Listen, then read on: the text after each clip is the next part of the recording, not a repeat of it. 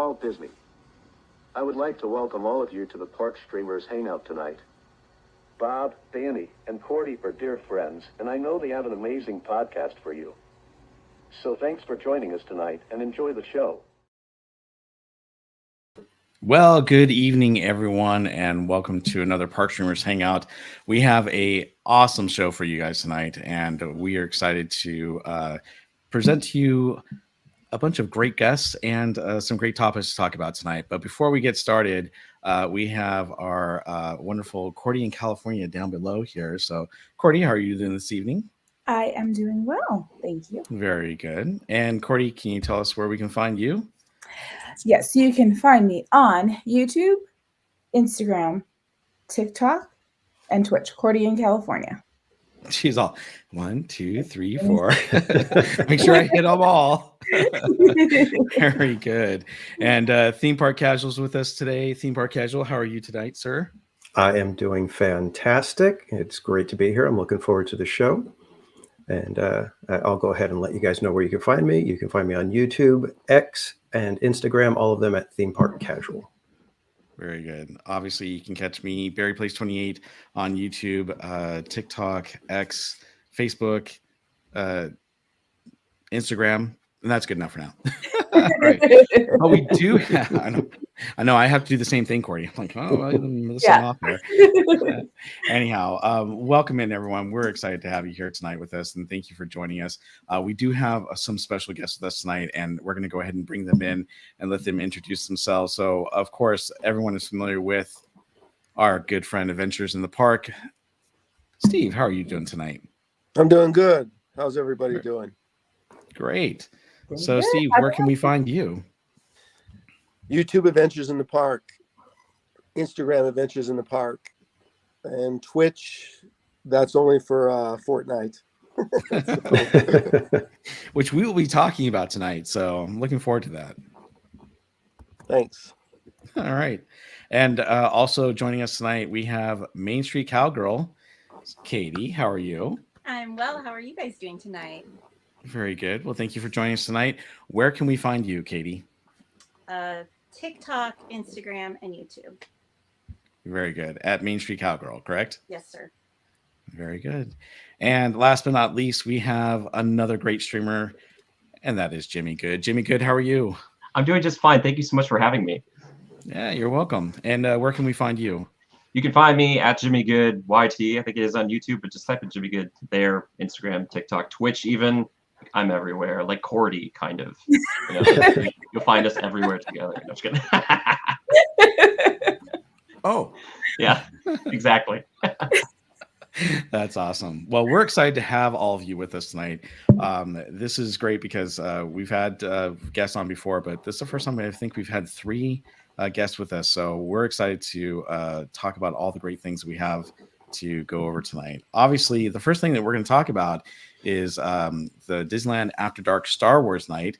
It is back, everyone, and they are doing it every Tuesday and Thursday in the park, all the way till May 9th. And it started last week, and I believe most of us have had an opportunity to actually go to the Star Wars Night, and we'll be talking about that, and obviously talking about, you know, how it was this year, how were things last year, what do we want to see for next year. But I thought we'd talk about, you know, let's talk about all the good things that we saw, because there was a lot of cool things that we actually saw in the park and got to experience. So let's go ahead and start off with Cordy, because Cordy, I know, had a great time and loved Star Wars Night. So let's talk about some of the things that you really liked and enjoyed. Sure. Do you want me to go ahead and just talk over it? I don't want to take too much time because I know we'll probably end up talking. But I did have something to share. It's just like a little video of like pictures and some like fun little snippets. But yeah, overall, just my experience. And I did go last year, and I can't remember, 2 or 3 times last year. So this past Tuesday that I went was by far better than any of the other nights that I went. So yeah. Very cool. For me, yeah, it was a good. Do you want me to go ahead and pull that up? Yeah, actually, while you're pulling that up, Jimmy Good, let's go over to you real quick. What are some of the things that you really liked and enjoyed this year at Disneyland's Star Wars Night? Well, I'll be honest with you guys. This is the first time I've gone to Star Wars Nite, and that's NITE, because I've learned this now. Lots of NIT nights, you know what I mean? But one thing that I really found interesting, and other people brought this up too, one thing I really enjoyed was this in Tomorrowland. You get Darth Maul and Darth Vader standing by each other, and it felt very Oogie Boogie Bash, where you just kind of like said hi and bye as you're kind of like walking past them. And that's amazing, in the first place. But then if you look up on top, hovering above everyone on the second floor, Emperor Palpatine is hanging out with some of his guards, his Imperial guards or whatever. And I was just like, oh my gosh, like it kind of shocked me, pun intended. And that was like amazing to me. I was not ready for that. It was very atmospheric, and I loved it. Very, very cool. Yeah. And Katie, what about you? What did you like about Star Wars Nite this year? Oh gosh.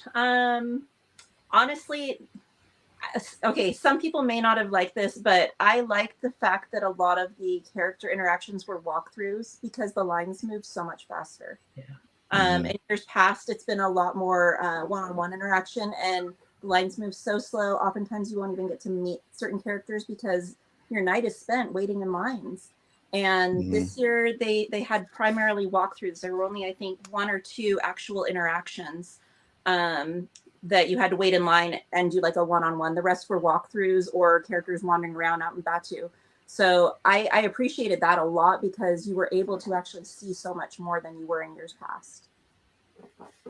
That's awesome. Cordy, were you able to bring up your stuff? Yes. Okay, you want to put it on the Wheel? Hold on one quick second. There. There's my voice. Okay. It's not. Not yet. Hold on. Okay. Calm down, Bob. So if you need me to fill for time, I can do it. I've done podcasts by myself before for like an hour and a half. So I can do Yeah, it. Jimmy, could you vamp a little? Keep the crowd interested for us. Exactly. Yeah. Yeah, exactly. So Yeah. who's Jedi and Sith? Because to be honest, I'm Sith. I know it's shocking, but I like the color red a lot, and I'm a passionate guy. So what are you? Are you Jedi or Sith? So I voted for the light side that night when I was there. Me too. I'm a total Luke Skywalker guy. Sure. I am not going to go to the dark side. Don't get me wrong. I love the dark side characters, but look in 1977. I'm going to I guess show my age here, but I was Luke Skywalker in 1977. I loved it when that movie came out. My parents actually got me some khaki colored jeans. My mom made a shirt for me that looked like Luke Skywalker's. My dad took a flashlight and put a PVC tube on it that glowed and lit up, and it was really, really cool. It was awesome. My best friend was Darth Vader, so I was like, Cool. There's a match made in heaven here. We got to fight on Halloween and have fun. So to me it was amazing, being on the light side. So I'm a light side guy. Fair enough. Mm-hmm. Fair enough. Good. What about you, Danny? Are you a light side or dark side? You can tell by the blue lights. I am a light side. Although I actually prefer. I've got the Luke Skywalker Jedi Return of the Jedi lightsaber. Oh, the That's green. my favorite lightsaber. Yeah, the green one. That's mine. So That's good. mine. That's my favorite lightsaber. So good. Katie, what about you? I'm going to go against the grain. I'm going to go dark side. Wow. Wow. All right. Well, you notice I that like the dark Vader. side is I down can't below. help it. Yeah. Cordy, what are you? I'm light side. Lights. Oh, okay. This may be a shocker. Steve, are you light side or dark side? May the fourth be with you. Oh, you won't even say. I'm going both Really? ways. You go- Okay. Well, hey, if you like both sides, you like both sides. Gray Jedi. How about that? I Somewhere in the middle. like Great the TIE fighters, so I'm kind of partial to that. That's pretty good. Mhm. But Okay. Yeah, I like the gray Jedi thing. There we go. We'll just call you the Great Jedi, Steve. Yeah, Doom Boogie says the Ewok side. The Ewoks. Oh, good call. Good call. Ewoks were cool, and the Jawas this year. Oh, all right. Let's see. Oh, I think they finally popped up there. Cordy, give me 1 second. Here we go. So we're going to go ahead and play this video. Cordy took the time to actually put a little iMovie together for us. So go ahead and roll it. Oh, I know exactly who I'm dealing with. Can you hear it okay? Let them go now. I won't ask again. So this is where I went first. I went straight to Batu for the lightsaber meetup. You're wrong about that. You I see, waited last the time. resistance is stronger than you think. Am I right? Everyone, prepare to activate your sabers. Wait for my signal. Try anything. You don't move or else. This is your last chance. Take us on my command. Everyone, for the resistance, activate your sabers now.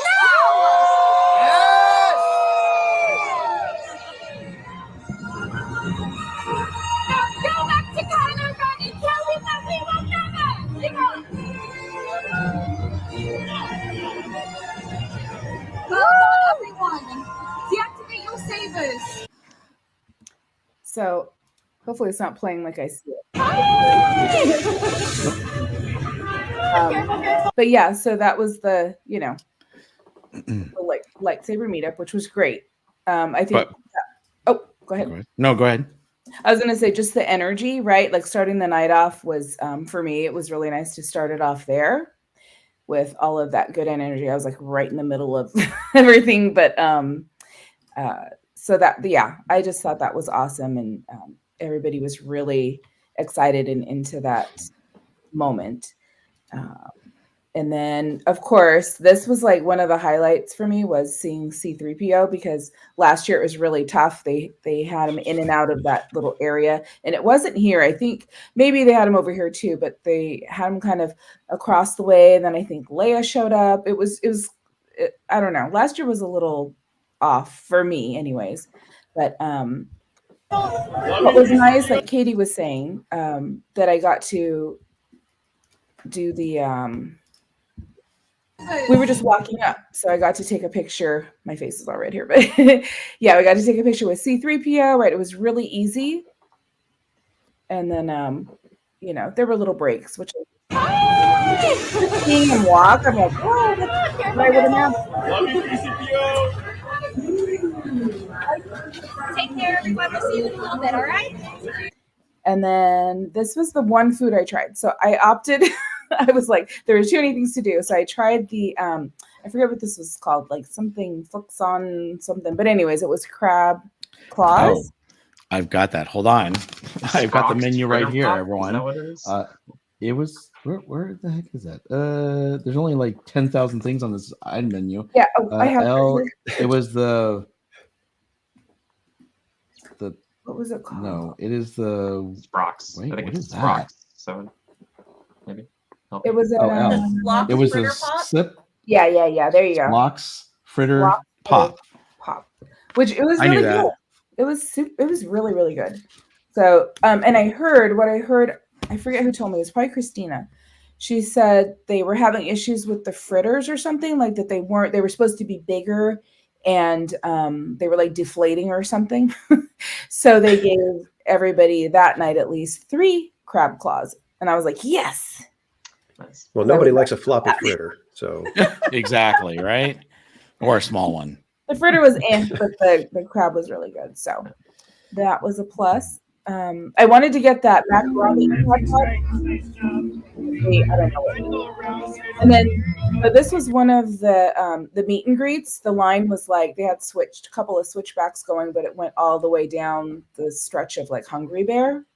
And then the Ewok was right underneath the Hungry Bear sign. So I was like, I don't really want to wait there, but it was kind of clear. So I just waited off to the side. And then when the Ewok came out, I was like, okay. And Piano was there too. I'm like, okay, come on, let's walk by really slow. get some footage. So I thought that wasn't bad. I'm like, hey, And then later in the night, look at me, I'm haggard. It was like 12:48 and I was running like a madman around the park. But Yum. they were done with the meet and greet. This is Mr. Freckles. And she was like, oh, but we're going to walk back really slowly. So, feel free to take a selfie if you'd like. So that was really nice. I felt like the cast members were very upbeat and very it was just a good energy with the cast members that night too. So that was nice. I was like, yes, sorry, I got my quick picture. I don't know. And then this, we were going to so they started at Main Street. It's pretty cool to see. And they had a different type of production going on in Main Street. And then Mickey and Minnie. I have more stuff. They which I thought was so cute. They were posing, they were doing all kinds of, it was really fun. So they take a picture with everybody in front of the castle. What's Mickey wearing? Is he like bounding as R2D2 or something? Yeah. I can't quite tell. Yeah. Yeah. Yeah. Okay. No, I was just curious. I was trying to figure it out. Yeah, and Minnie is BB-8. Yeah. Oh, that's Gotcha. cute. I didn't see that. I was in that picture too. Oh, were you there? I know. Yeah. I got a good one of Minnie. I'm in the back. That's where the Sith belong, in the shadows. And then this was the same as last year, but this is again, you kind of walk by, right? The top things. They're on the that was just really nice. You can go back and walk again. There's no waiting really. You just keep walking. And then over at I'm always going to call it interventions. Anyways, over there, you can do, they have R2D2. There's like this line that goes R2D2, and then you go to Jabba the Hutt, and then there's Han Solo in the Carbonite. I believe Luke and Leia, because last year I got a picture with them. I think they come out here with R2D2, but since I saw them last year, I wasn't, I decided not to come back because you just have to keep checking. There's no times or anything that you can look at. So, so there's R2 looking at the camera. Oh my gosh. And then what's his name? He's Jabba's one of his Gamorrean guard. Okay. Gamorrean guard, yeah. I wish I could show the live photo because I was like, oh, right, gonna take a picture. And then into the camera and does all this, it was so cute. So he was fun. He was standing there. It was just all of us standing in the queue waiting to see Jabba the Hutt, and he was just walking around and just it was just nice, taking pictures with everybody and having fun. Mm-hmm. And then here's the photo op. So they take two or three. I think I have 3 pictures. The photo pass. So there's Jabba. Was this one of the walk by ones, or is it actually? No, this one they had a photo pass. Okay. But it went quick. So you go R2D2 to here and then to Han Solo. So I thought that was pretty cool. And then there's Han Solo. Ooh. And then I had to do that one because I was like, that's OG, right? Tatooine. I was like, yay. And that's over when you're walking Fantasyland past Batu, right from Fantasyland to, from Frontierland to Fantasyland. It's one of the photo ops along that way. And then BB-8 was over by Thunder Mountain. I didn't wait in the line. It wasn't that bad though. I just didn't have a chance to. But that was good for me. And then this is the one last year. Oh my gosh, it was just insane because I don't know. I think they did it the other nights, but I remember going the first night. And if you wanted to see Queen Amidala and Anakin, you had to get a wristband, but nobody knew that you had to do that, or maybe a select few knew that was kind of how it worked. So people were lining up as soon as they could line up over there at the Royal Theater and getting a wristband. And everybody else that came after that, they were like, sorry, all the wristbands are gone. And, people waited. They spent a lot of time just hoping that maybe they could get in there. So this time there was still a line at the beginning, because I'm sure those were the people that were like, this is like my number one thing. I went by around midnight and you could just walk up. They really didn't want you to stand there too long, but you could go back through again. There was no line, so you could go right up and, little interaction with Queen.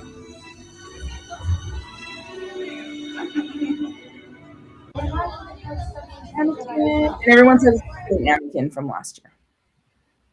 And I was like, okay, what's next? And then the Jawas were over by Jungle Cruise, right underneath. Mm-hmm. I waited there. It was a little bit. It was about 12, 35-ish, something like that. And then I headed to Batu for the pins. And then I saw Ahsoka was there, and Mando and Grogu. So, but I was able to get a picture with her. So you left the Jawas at 12:35, or you got there at 12:35? I got there. It was about 12:35, and then I got to the Ewok area. It was like 12:48. I was like watching it. So, and then I got to Batu. I bought the pins. Well, no, I saw Ahsoka, so I took a picture. Then I went into the marketplace, got the pins. And then I even got the Pisana Punch because I was so thirsty. So I went to Ronto Roasters, and then I sat down and I saw Chewie down there at, by the Falcon. And I was like, okay, if he's still there after I get up, I'm going to go take a picture with him. And Chewie so, giving the smolder right there. Look at him. Yeah. 12:58. I was taking a picture with Chewie, which I thought was pretty awesome. Yeah, that is pretty cool. And so I think that's all I have. I think I just put the castle at the end. But I, just to kind of, in closing, no one was rushing people out, which was nice. Walked back. There were still people in Oga's Cantina. It was just kind of like, it was very chill, which I liked. And then I went through Fantasyland, and I even, the doors were still open for the Sleeping Beauty Castle. So I was like, oh, let's do a quick walkthrough.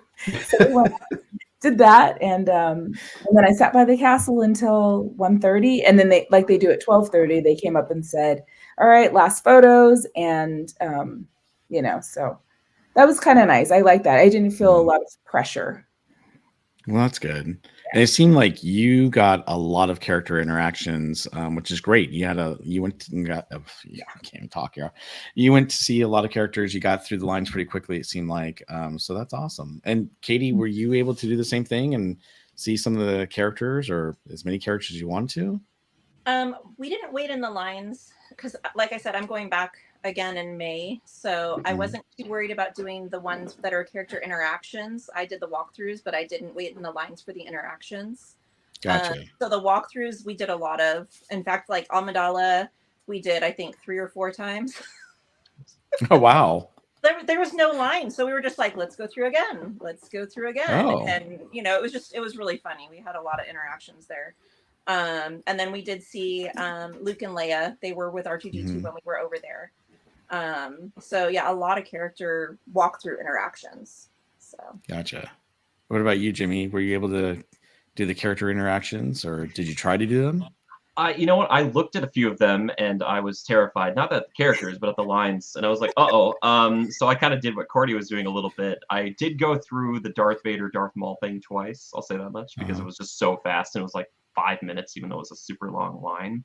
But yeah, I tried to kind of breeze past and see what was going on. And I was kind of running here and there. And there's a lot of food that night for me. So thank you, Holly. Yeah.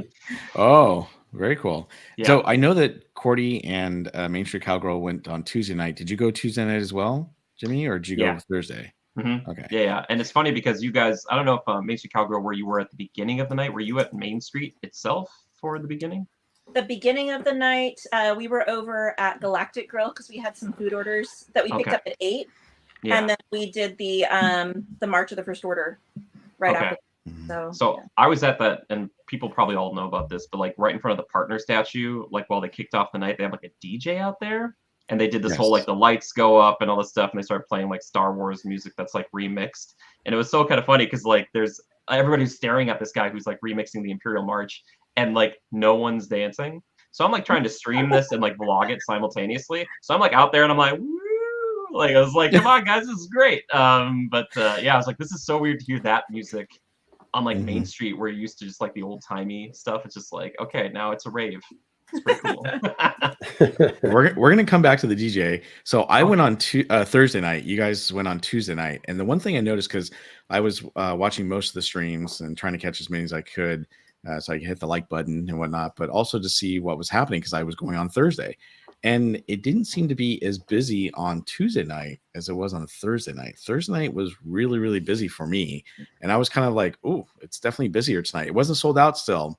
But that's the one thing I did notice between the streams that you guys had and when I was doing my stream, is that when I tried to go do the character interactions, the lines were a heck of a lot longer and not as quick. They weren't as quick to walk through. So I was a little disappointed in that, because I was like, oh, I didn't get a chance to do that. But at the same time, I'm going again, a couple more times. So it doesn't really matter to me, because I'll have the opportunity to go back and wait in those lines. But yeah, so I did notice that between Tuesday and Thursday night. But I think one of the things that I really, really enjoyed too is that, so Cordy was mentioning about, some of the character actions like C-3PO. So I had the opportunity to see C-3PO too. And the first time I walked up, it was a madhouse. People were, all around him, and there's no way I could get close to him. So I thought, I'll come back later. And it was crazy. When I came back later, there was hardly anyone there. I mean, there was probably about a good, 30 to 40 people, but before it was like hundreds of people, surrounding C-3PO.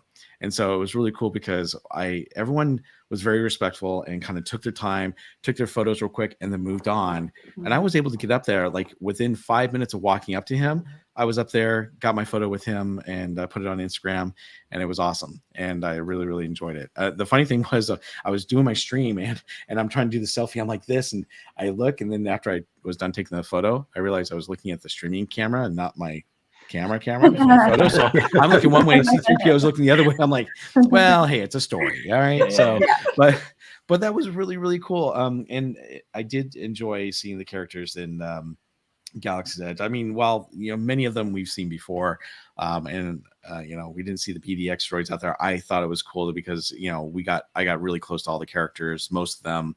Chewbacca and whatchamacallit, Mandalorian was there, of course, with Grogu, and that was neat.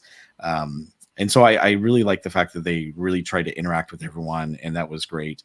That they were doing that. Maybe I need to go see Chewie at the end of the night there, Cordy. So I get my picture at 12:58 p.m. Hey, Chewie, what's up? I'm probably like, but yeah, it was really, really cool. I really, really enjoyed that. And then going back to the food, Jimmy, sounds like you ate a lot of food. Yeah, I want to know about the food, you guys. Yeah, I was here, there, and everywhere. Again, thanks to Holly for making that happen, because I didn't try everything, but I felt like I did. And the interesting thing about the food, for people who are going or planning to go, they start like orders and stuff at 8 p.m. and the event starts at 9, so you can start ordering those things beforehand. And I'd recommend doing that, because it sounds like sometimes they might run out of this like special stuff. So I tried that Splock's like fritter pop later on in the night. I tried these matcha beignets that were Yoda shaped over at like Tiana's Palace of the mint julep bar. I'm gonna try to remember all this. I'm so sorry in advance if I forget. I also had these Mos Eisley, like the cookies by the Harbor Galley, were like in a little tower, and they had like a little cream tower, but there was like those chocolate chip cookies. And then I had a slush from Hungry Bear, who I didn't mean to make this order happen, but I ran into some lovely other vloggers, Ordinary Adventures, and they saw that. I was like, do you guys want to like film this? Like, no. But they ended up getting one later on in the night, and I went over, I'm like, oh, looks like I made Disney a sale. I was like, so it's like a slush with like a little glow cube in it. And hopefully Holly just writes all this stuff down and tells her, oh, like, it's this, Jimmy, get this. But they had a lot of food all over the place. And there was something at Red Rose Tavern. I had this, it was called like the 1313 loaded bowl. It was kind of like fries and meat and like maybe a little bit of cheese and stuff. And it was, again, an interesting thing to have at Red Rose when it's like all, Beauty and the Beast in there. But you're kind of in there like doing like, this is like a Star Wars thing. Like, Holly said pork belly chip fry things. Is that what it was? Oh, that was it. Yeah. That's what it was. Yep. That's what that was. There was a lot of themed food, but it was all just kind of like, at the places you would know if you know Disneyland, but it wasn't as out and about as some of the other places you might like expect to find this stuff. It's kind of tucked away. So I was like, okay. But yeah, it was all good. It was all really good food. I will tell you, when I got into the park and they gave me the map, and I'm like, okay, they gave me this little folded up map and everything. And then I open it up and then I see this and I'm like, oh, is it going to show? What? Okay, there we go. There you go. It's like, these are all the food items, everyone. I'm like, oh my, whoop. Wait. There goes Bob. There are no food items. No, yeah. But no, I mean, look, this thing is just like super long. Yeah. I'm going, I don't know. You guys get the point. It was a very, very long menu of food items, and it was really, really cool. I mean, I was sitting there going, ooh, I want to try that. Ooh, I want to try that. I want to try that. And then I only tried 2 things the whole night I was there. I did get to try the macaroon. Oh, that was pretty good. Yeah, macaron. Yeah, I had that too. Little rich. And then I got to try the green lightsaber with it was like a green apple sugar sprinkle, I guess, on top of the churro, and then you got it with a butterscotch caramel dipping sauce. And I got to the first place in Fantasyland, and they said, "Oh yeah, we're out of the dipping sauce." I'm like, "Well, I'm not going to get it without the dipping sauce." So, yeah, they ran completely out. So then I went over. They had them over by Edelweiss Snacks in the churro cart there. So I got one. They had the dipping sauce, and seriously, I'm so glad I waited and got the dipping sauce because that really made it, and it was really, really good. So those are only 2 things I got to try. What about you, Main Street Cowgirl? What did you get to try? Oh gosh. Well, I had Anthony and Jordan with me. So I'm sorry. So we got to try a variety of things. Over at the Galactic Grill, we had the duel of the sliders. So that was 2 different chicken sliders. One was really spicy and the other one was really sweet. So the sweet one, it had almost like an orange chicken sauce on it. It was really, really good. And then the spicy one, I didn't touch. Anthony had that one. That one had, oh gosh, I can't remember what kind of pepper, but it was extremely, extremely hot. I don't do spicy, so I didn't touch that one, but Anthony does spicy. And even he was like, this is really, really hot. Like Jordan and I dared each other to eat part of the pepper that was on top of it, like a garnish. I took a tiny little bit. He had the whole thing, and we were both dying. It was horrible. Yep. I saw that. That was funny. Oh, did I say funny? Oh, I didn't mean that. And then we got the Wookiee Whoopie Pie, which was really, really good. If you guys are going back again, I definitely recommend trying that one. It was delicious. And then we got the Dark Nebula Salsa Verde fries. That was really spicy, but it was good. Or no, that one wasn't that spicy, but that was good.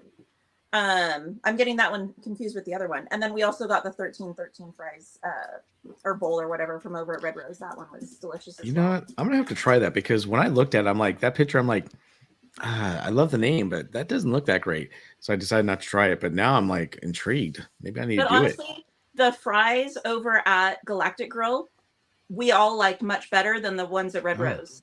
Oh, okay. So they were really good. I'm getting hungry just talking about this stuff. Is there anything else that you tried? That was it. We had an order that we just didn't have time to pick up. So yeah. And we were so full, just those items, we were stuffed. Wow. So the sliders in and of themselves were like a full-on meal, and they came with curly fries as well. So, nice. Yeah. Nice. Sounds like you got your money's worth. Oh, absolutely. Yeah. That's good. What about you, Cordy? That was all I had. Those crab. Oh, the fritters. That was it. Yeah, and then the Pisana Punch, which I already had before. So. Gotcha. But May 9th, I'm going back. So, and I'll Very be going cool. with CL and Devin and Christina. So it's all about the food on the night. All good Yeah. people. Well, Holly, Theme Park Casual and I will be going back on April 30th. Just to let you know. Just kidding. Yeah, and then I'll be going And back. I was going to say May also, 9th. if you're planning on going, if you haven't already gone, you can start mobile ordering the food items on the app starting at 7 a.m. And I highly recommend doing that because those mobile order spots, they fill up so quickly. and the items sell out. So I always tell my viewers, like 100%, if you're going, take advantage of that. It saves you so much time. And if you can do that mobile order window between 8 and 9 before the event starts, that way, while the event's going on, you're not waiting for food. Yeah, that's a great idea. But do they start early in the morning or do they just start in the afternoon? So the food items you can't pick up until 8, but you can mobile order at 7 a.m. Okay. You just have to go onto the app and click the plus sign to do your orders, and you schedule for later. If you click on the actual restaurants, like you can't do it that way. You have to actually click the plus sign at the bottom of the app and schedule for later through there. Very good. All right. So that's a helpful tip. So if anyone in the chat is actually going to go to the Star Wars Nite, definitely use that. That's a great advice. Use that advice to get the food that you want when you want it. Also, another quick tip for you guys too, on top of that, that's really good advice. Pairing things together, like I got a specialized blue milk with these gourd balls in it, but then I took that to Red Rose Tavern to have it like as a combo thing, so that way you could hit up multiple things if you wanted to, as like a group meal. So you're not like, doing like I'm stopping here and then 20 minutes later you're stopping here and every 20 minutes getting out of lines and stuff. You can kind of group it into multiple meals, as it were. That seemed to work pretty well. Did anyone go to August Cantina for any food or drinks over there? No. I didn't either. I know I want to try the blue milk with rum. That sounded good, but didn't get a chance to. So the macaron that was at Jolly Holiday, was that mobile orderable or was that a walk up? I walked up and I did at the end of the night. It was kind of a long line, but they had tons of them. There was plenty to go around. So, but I tried to do a mobile order and it wouldn't let me. Yeah, me either. It was mobile orderable for me. That's weird. Yeah. They probably sold out of the mobile earlier in the day. Probably. Yeah. And I will tell you, so for anyone that hasn't, had this or you're thinking about getting it, it's really cool because it's blue on top with kind of like a galaxy, scene. And then it's got the cream cheese filling that goes around. And then inside they've got it's almost like a dark chocolate type filling. Yeah. Woo, it's so rich, but it's so good. So if you like those, definitely get one when you go. That'll be a good one. So I'm thinking like, sorry, I don't mean to keep talking about it, but I'm thinking, a lot of people will do that, right? They might mobile order early and then they're like, oh, I don't have time because Bob was able to walk up. So I wonder if they hold some aside, but then also as people cancel, I guess. They have 2 separate pools. So they have a certain allotment set aside for mobile orders and a certain allotment for walk-ups. So once the mobile orders allotment's gone, that's it for the mobile orders for the night. And the walk-ups, there's a whole separate pool of food items for that. So that's why sometimes you can walk up, but you can't mobile order. So order that one really early because that one I was trying and I was like, maybe they don't have it. I don't know. But so here's the thing. I went at the end of the night and I saw one in the case and I'm like, oh, is that the only one? I'm like, oh boy. And then all of a sudden they came out with a huge tray of like 8 or 9 of them, and then they brought another one out and I was like, oh, they got plenty. And they did. They had plenty. And to be honest with you, I didn't see very many people actually ordering it in line when I was ordering mine. Most everyone was getting hot chocolates or something else. So there was one item I wanted to get that wasn't a mobile order item, and I think a lot of people overlooked it, and it sounds so good. Over at Kat Saka's Kettle over in Batu, they had a caramel-filled eclair. What? Yeah. I didn't see that. Yeah. Wait. You said it's where? It's at Kat Saka's Kettle, so it's letter Q. The picture is not very impressive looking, but... Yeah, it looks really terrible. That's why I think I overlooked it because I was looking through these. I'm like, oh, that looks good. That looks terrible. Oh, that looks good. Wow, that does look terrible. But I guess definitely would like to try it. Yeah. Okay, now that you said that, that's on the list. Right. Danny, we got to go there. Okay. He's like, all right, fine. Too funny. All right, so. We talked about some really good things that they had this year and how things went. Are there any opportunities or things that you didn't like, or things you'd like to see changed? That didn't happen this year. So why don't we go ahead and start off with Katie this time? Fireworks. Fireworks, fireworks, fireworks. Bring back the fireworks, Disney. What are you doing with your life? The fireworks, if you've ever been to Star Wars Nite, are the most phenomenal fireworks presentations you will see. And the fact that they took them away, I was heartbroken. And I'm sure anyone else that's been there previously felt the same way. And the fact that they didn't replace it with something else, because like at some of these other After Dark events so far this year, they've replaced them with like character cavalcades or something else. This time there was nothing, because the cavalcade that they did was the costume cavalcade, which they do every year. So they weren't replacing it with that. They just took it away. So that really broke my heart, and I did not like the projections at all. They used to have the most incredible projections on the castle and on the buildings on Main Street, and they took them away and they just put red and blue lights, which are cool, but nothing compared to what they used to have. So those are the two things. Please, Disney, bring them back. Well, it's funny because they just announced, Fire of the Rising Moons, and you would think, okay, maybe they'll do that because they just announced it and they'll put it out there and it'll be fun. And of course, we kind of knew that they weren't going to do fireworks, and everyone was disappointed that they didn't. But that would have been a great opportunity to, showcase that new show, and I'm surprised they didn't as well. So, and I genuinely thought they'd replace it at least with something else. So I was kind of like, okay, they're taking it away, but I'm not going to like prejudge. I'm going to wait and see, because I fully anticipated them replacing it with something, anything else, but nothing. And I was so upset by that. Is there anything else? I'm going to chime in real quick on that one, just because for me, part of it, I think, has to do with the fact that they cannot guarantee that fireworks are going to go off. So that I can understand why they would change it, but I agree. Why didn't they add something? You've got the Rivers of America that you can do low-level fireworks regardless of wind conditions. You could have done a really cool little stage show with just some low-level fireworks, and that would have been, that's the kind of draw that people are looking for. They want some fun Star Wars stuff, the little shows, the little put your lightsabers up, do an interactive show like that, but add some low-level fireworks with it. Yeah, to me, like a lightsaber battle or something, light side, dark side, lightsaber battle, something, anything would have been better than nothing at all.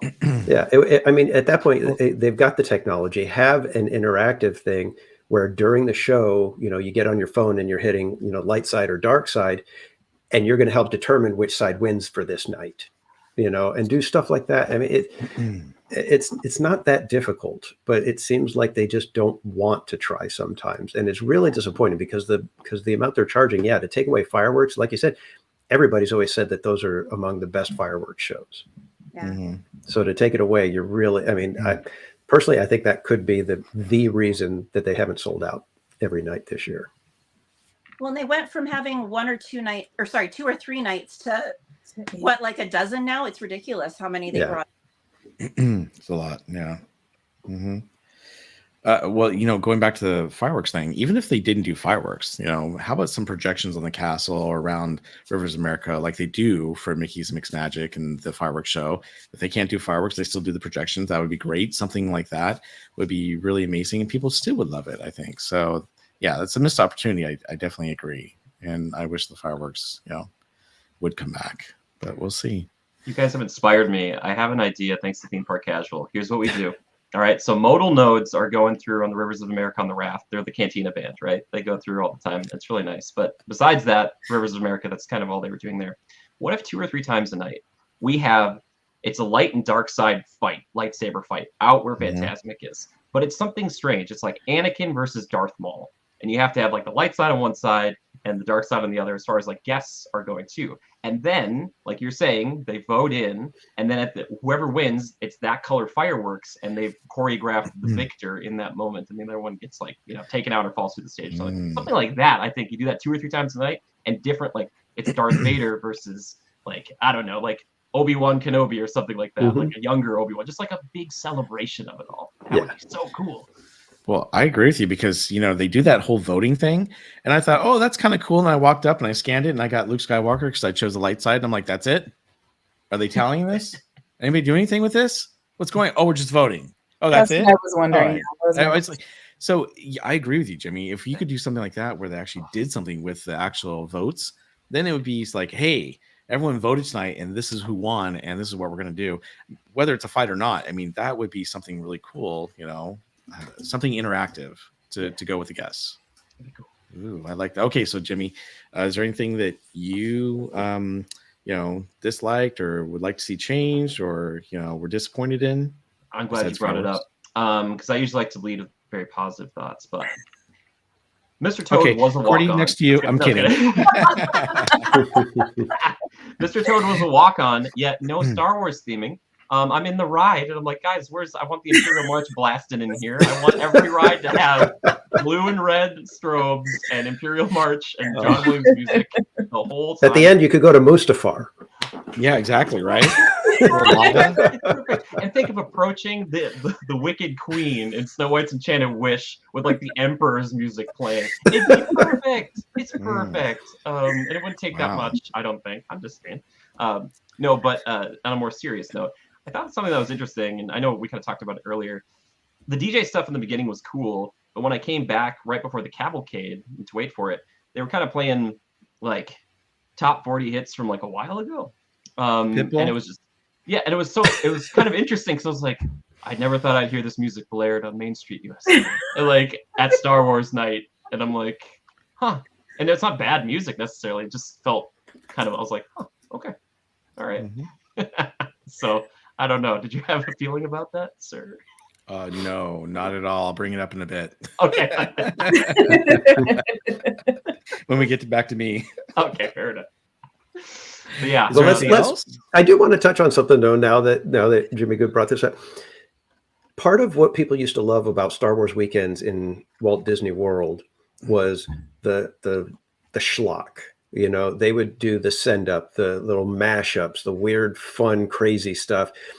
So doing a couple of the dark rides with a very cheesy overlay with some funny gags, I think would just have people over the moon. People would just eat it up.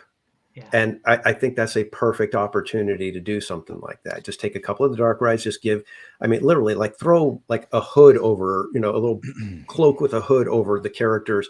And now that's the Emperor, or that's a Jedi, or that's a Jawa, and and just have it be completely silly stuff. And I think it would go over really well with the fans. Make Toad into Yoda, Exactly. Yeah, stuff like that.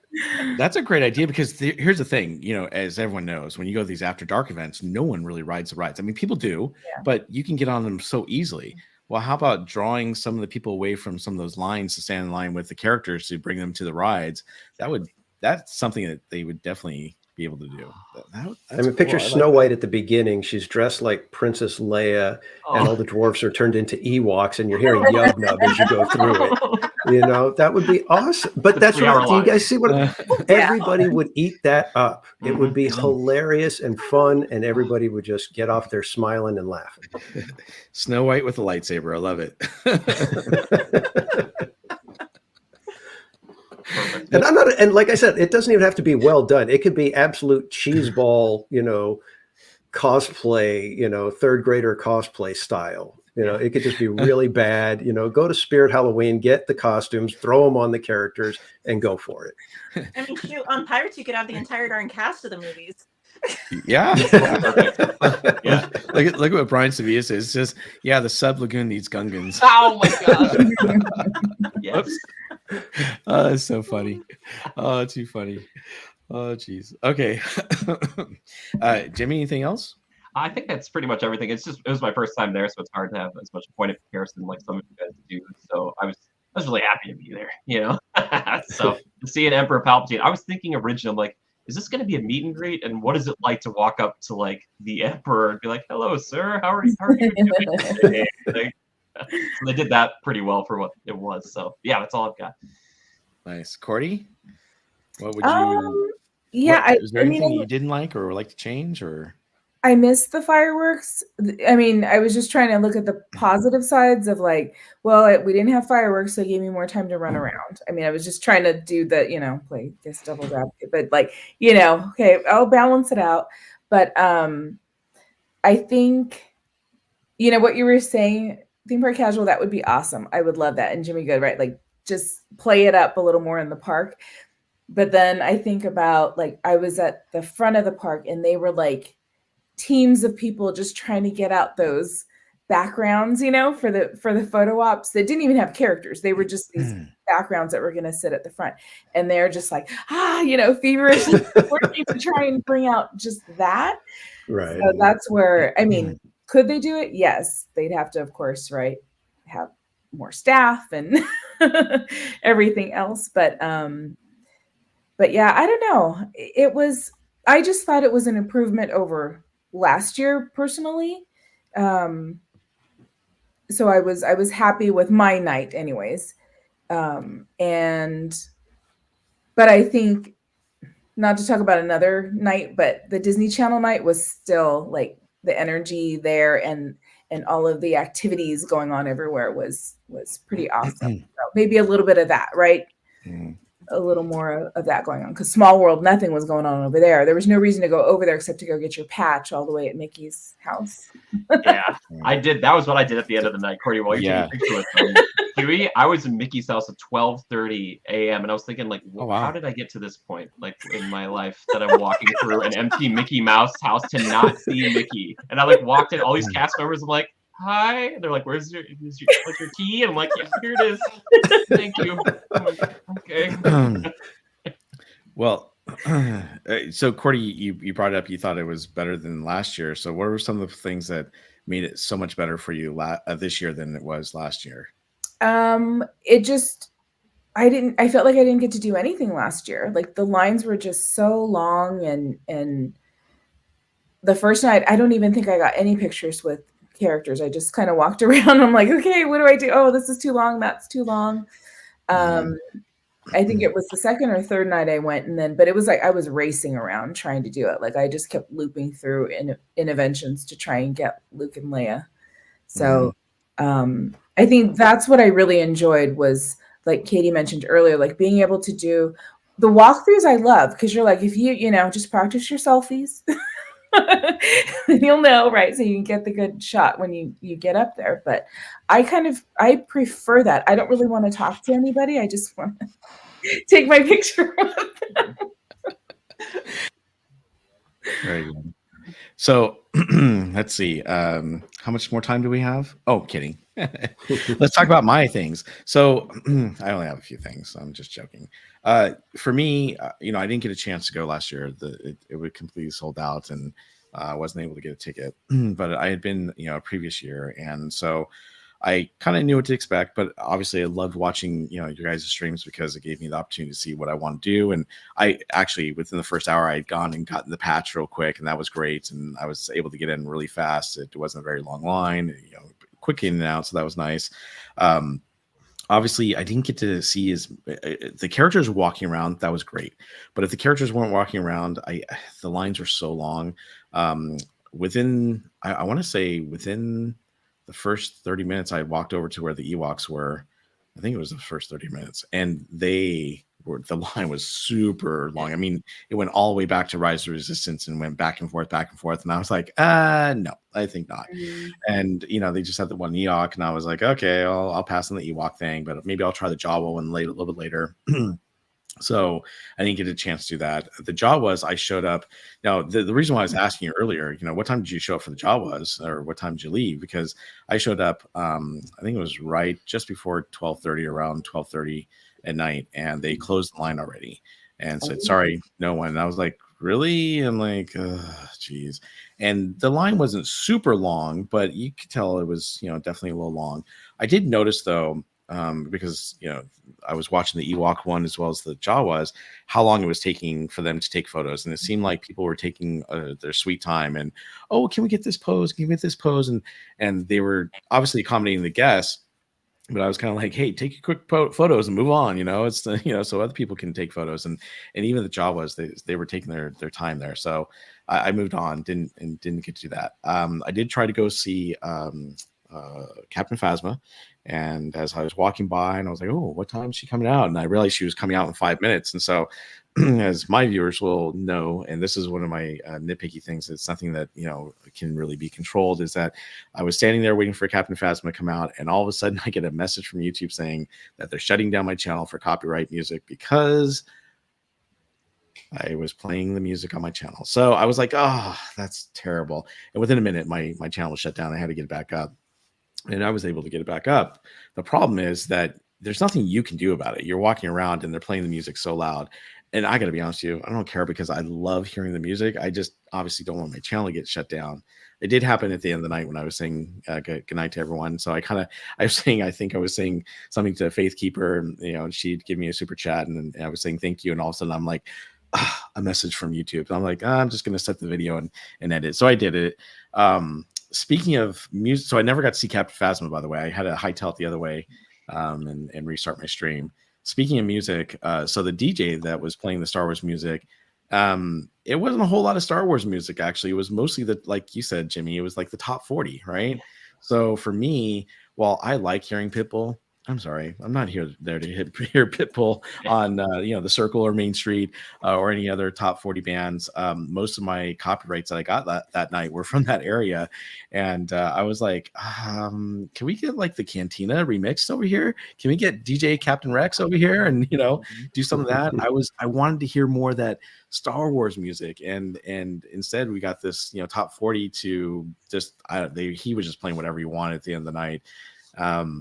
And some of the people in the chat were kind of like, "What is going on?" I thought this was Star Wars night, I will tell you though, it was cool seeing everyone party and raising their lightsabers and having a great time and dancing. So that was awesome. And in the center circle there, right, the hub, I love seeing all the bright lights. They had the strobe, or not strobe lights. They had the, what they call those, searchlights. They're shooting into the sky and they would move and everything. And that was really cool. And I'm glad that they had something like that. That was really neat. I think that if I could, I would like to see fireworks come back. I love to see them do some more projections and things like that. I agree with Katie.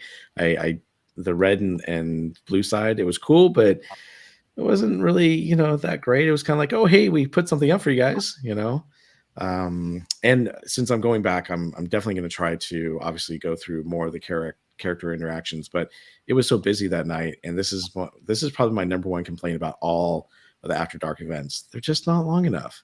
It's 4 hours is not long enough to go to these events, and by the time you're done, it's like, oh, I didn't complete everything. I wasn't too worried about it because obviously I'm going back, but I would love to see these events be a little bit longer so that you did have the time to eat all the food. I mean, what if I was just going one night?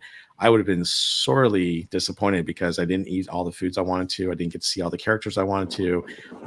And that was, probably, would have been really, really disappointing. So those are my little tidbits. I think that they could definitely do something to bring more pizzazz, and like Jimmy brought up a good thing. Let's do some different interactive things with the guests, and I think that would make it a lot more fun.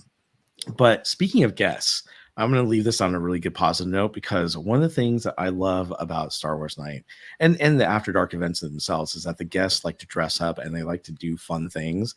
And let me tell you, I think one of the best guests there that night, and I'm going to bring up my YouTube channel so you guys can see it, because I was thoroughly, actually, I'm going to share my I think I'm going to share my Instagram first. Let me show that, because it was so cool what this guy and his friend did. Oh, I think I know what you're talking about. Mhm. Yes. So, oh, hey, look at that guy with C-3PO. Woo. All right. So this gentleman and his girlfriend there, they actually had scooters, and he made his into the Rise of the Resistance car. I mean, come on, that was so cool. Now, last year he was there and he didn't have the red light, but he's got this robot on the front, and he moves the robot. So if you ask him questions and everything, he'll move the robot's head around. It's really, really cool. I just really liked it, and I thought they did a great job. Now, unfortunately, I didn't show the back of hers right there, but I do have another screen I want to show. So let me stop sharing that one. They were there and bring Tuesday this one too. up. Yeah. Yes. So they were really, really cool. Let me share this one. Oops, that's not it. I went to settings.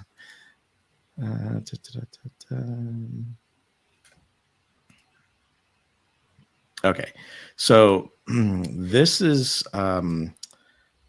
when I first saw them in the park. I was actually walking behind them. The great thing is the gentleman, and by the way, he goes by Batutitude. So I think that is so funny. And his friend there is Miss Christie.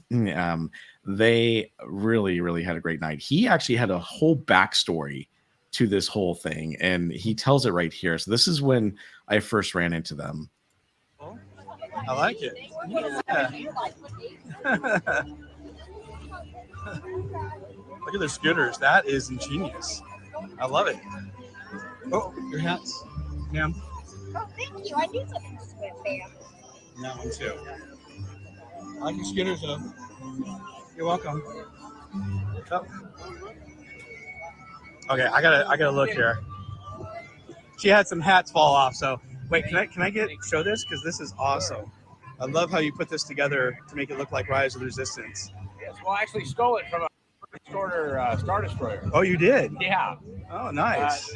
I got caught up in this tractor beam. Next thing you know, we're getting interrogated by Kylo Ren himself. Oh. And then there were some resistance people that busted us out. Everybody got piled into the fleet transports, but I saw this little Admiral class fleet transport with this little guy, and I said, "Hey, buddy, you want to get me out of here?" And no, he said yes. No, you said yes. Anyway, it worked. That's awesome. Great job. Great. Cheers. Have a good night. So Cool. Oops, let me stop that real quick. I So hate super creative and crafty people. Yeah. tell us how you really feel, theme park casual. The thing is that, and while he did, kind of use the story of, Rise of Resistance, I thought it was neat that, he really was having a lot of fun. They were having a great time. Everyone, really liked what they did. So when people take the time, and obviously that took a lot of, work, putting those scooters together, but I just love it when people get into the whole, Star Wars theme or whatever theme it may be for the After Dark events. And so kudos to them. They do a great job, and you can catch them on Instagram at Batutitude for his channel and Miss Christie for hers. It's very cool, and I'm glad that they did that, and I hope to see them again at the park in the near future. But yeah, that was pretty awesome. All right. Well, we've been talking about Star Wars Night for quite a while now, for about an hour. So, Steve, are you still with us? Yes, I am. I've been mobile ordering to my refrigerator.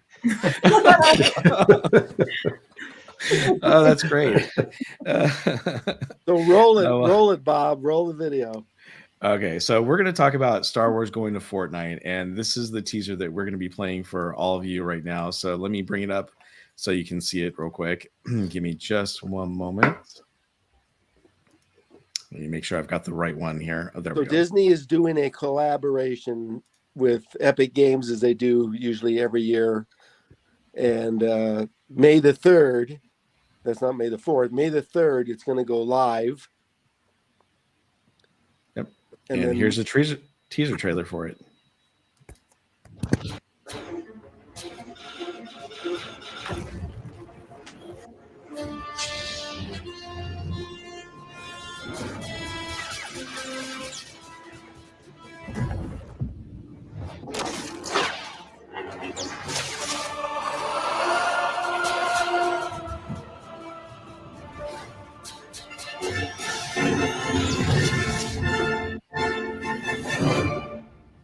Okay. So those characters are known as skins in the game. So Epic Games developed Fortnite in 2017, and they use these things called skins as your players.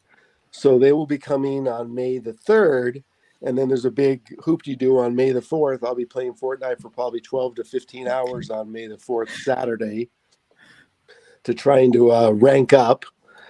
And Darth Vader is going to be one of the bosses in the game. So let me explain. So in the game, you have a couple of bosses usually. And we don't use the word kill because Fortnite is a family friendly, so they call them eliminations. So Darth Vader is going to be one of the bosses. And if you eliminate him, you will get like an epic weapon. I don't think you're going to get Chewie's bowcaster, but that's going to be in the game. So they just do this big hoop-de-doo with all the skins and all the bosses and the quests. And this isn't going to be a permanent thing. The permanent thing will be in Chapter 6. So the way Fortnite works is they do chapters and seasons. So right now they're in Chapter 5 and Season 2. And when it gets to season or Chapter 6, that's when they plan on doing the Marvel and the Star Wars sections on the island. So Fortnite is basically an island, and you gather in a pre-lobby, then you drop to a certain part of the island, and then you do a battle royale. So that's basically last man standing wins the game. I have over 150 of those last man standing wins since January. So that's the whole premise of the game. So if you were on before, the way I explained it is like, think of it as Hunger Games. You gather, you're on a battle bus, you drop on an island, last man standing wins. And that basically explains Fortnite. And so if any, I know some of you are out there that play it. And I haven't played the Star Wars thing yet. I only started playing Fortnite when Disney locked us all down for the holidays. So I decided, I'm going to get back into gaming. And so that's what I did. Now I'm so hooked. It isn't funny because I play basically every day. And like I said, on the 15th, I'm going to try and rank up before the season ends. So that kind of explains what they're doing with the Star Wars collaboration. Bob? Yeah, so the article I have up right here is from the StarWars.com talking about the collaboration. So obviously this is not the first time that they've actually gone to a galaxy far, far away in Fortnite, but they've had previous collaborations that have brought Star Wars gameplay, cosmetics, and character outfits, including Ahsoka Tano, Anakin Skywalker, and more to Fortnite Battle Royale. So they've been doing this since actually about 2019, where they've had Star Wars, kind of introduced into Fortnite. And over the years, they have done special events. They've done obviously the May the 4th stuff, and then they've done different things in the seasons. But Fortnite also includes a wide array of gaming experiences. So you can do Battle Royale, Zero Build, you can explore and survive in Lego Fortnite, which is very, kid-friendly and family-friendly. You can blast the finish with rocket racing. They do all sorts of different things in Fortnite. So there's a lot to it. And obviously, I'm looking forward to it coming back because Fortnite is one of the favorite games I like to play on console. And Steve and I have been playing on some of his live streams. And Steve, I think you're a little addicted to this game. No, it's more than addiction. So But I'm glad that you can admit that. Well, speaking, go ahead. Go. And what also else is coming in season 3, which actually will be in a month, is they're going to put Captain Jack as one of the quests. So they're going to even incorporate, it looks like, Pirates of the Caribbean down the road. And one more thing, Fortnite, you missed to mention, Bob, is Epic Games and Fortnite holds tournaments, and you wouldn't believe how much money they put up for these tournaments. We're talking millions of dollars. Basically a winner of one of the tournaments could split, if you're doing a duo, $600,000 a piece. Crazy. It's that they make that much money on the games, and right now they're in actually the tournament. So next season, I think I'm going to be ready to enter a solos tournament. But yeah, that's another thing that they do is these big tournaments. And I don't think any other game does a tournament this big as Fortnite does. Right. And obviously, we talked about it not too long ago how Disney is invested in Epic. Obviously, they're putting $1.5 billion into this company. They're going to have a whole new game hub that's going to be nothing but related to Disney stuff, kind of like what they do with Lego. And they're going to be introducing more and more, characters from all the different franchises they have, from 20th Century Fox to, 20th Century to obviously Disney. And so I think the collab is going to be really, really good. I enjoyed the Star Wars ones because one, I'm a Star Wars fan, but two, I mean, there's nothing like grabbing a lightsaber, that you get from Darth Vader or someone else and, going around the map with a mythic weapon, being able to, act like you're kind of in the Star Wars universe. And it's a lot of fun. But Cordy or Jimmy or Katie, do you guys play Fortnite at all? Bob, by the way, Bob, I was talking to Rob O'Leary today, and he wants to do a trio with us. Okay, we'll definitely have to do that. Yeah, Well, he's a brand new player, so you got to teach him the ropes. I don't know if we can get him a victory royale, but yeah, I was talking to him and told him about tonight's stream, and he couldn't join it, but he was going to watch the replay. But I told him late night. Yep. We'll play a trio. In Fortnite, you could play solos, duos, trios, and a quad. So, yep. And I didn't ask Danny because I know he doesn't play, but the silence from the three of you, wow. Okay, I'll take that as a Anthony no. does play. Anthony plays. I'll say that much. But no. I know Doom Boogie plays, and I know Gain Life plays. Oh, yeah. Mm-hmm. Very cool. So they have been doing this for a while, and I did have an evolution video, and I'll play a little bit so you can see some of the other things they've done in the past real quick. So let me bring that up so you can see what it looks like. I'm just going to play a snippet of what they did last season into the new season. As soon as they start showing the new season again, I'll stop it. But it's kind of cool because Luke Skywalker was a part of it as well. So here he is, and I'll let you guys watch this part right here.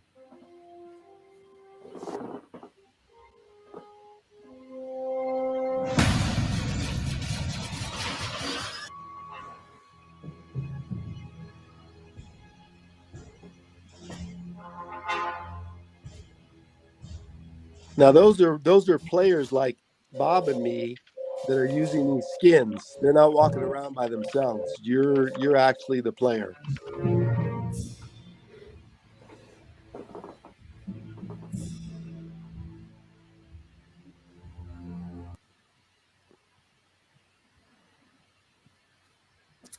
And I think there was, let's see. Oh, then it just goes into what they're doing for this season. So we'll go ahead and stop that. But yeah, so I love Fortnite, and I love anything Star Wars related to it. So I'm excited to see it come back because they do have all sorts of really cool skins that you can, use, and as well as, different vehicles. Because when you launch, I know it sounds really crazy and whatnot, but you jump off a bus, and as you're skydiving down to the surface, you can actually bring up a vehicle, and it can be anything you want. And usually I have like a TIE Fighter or the Millennium Falcon or something Star Wars if I'm not doing Tron.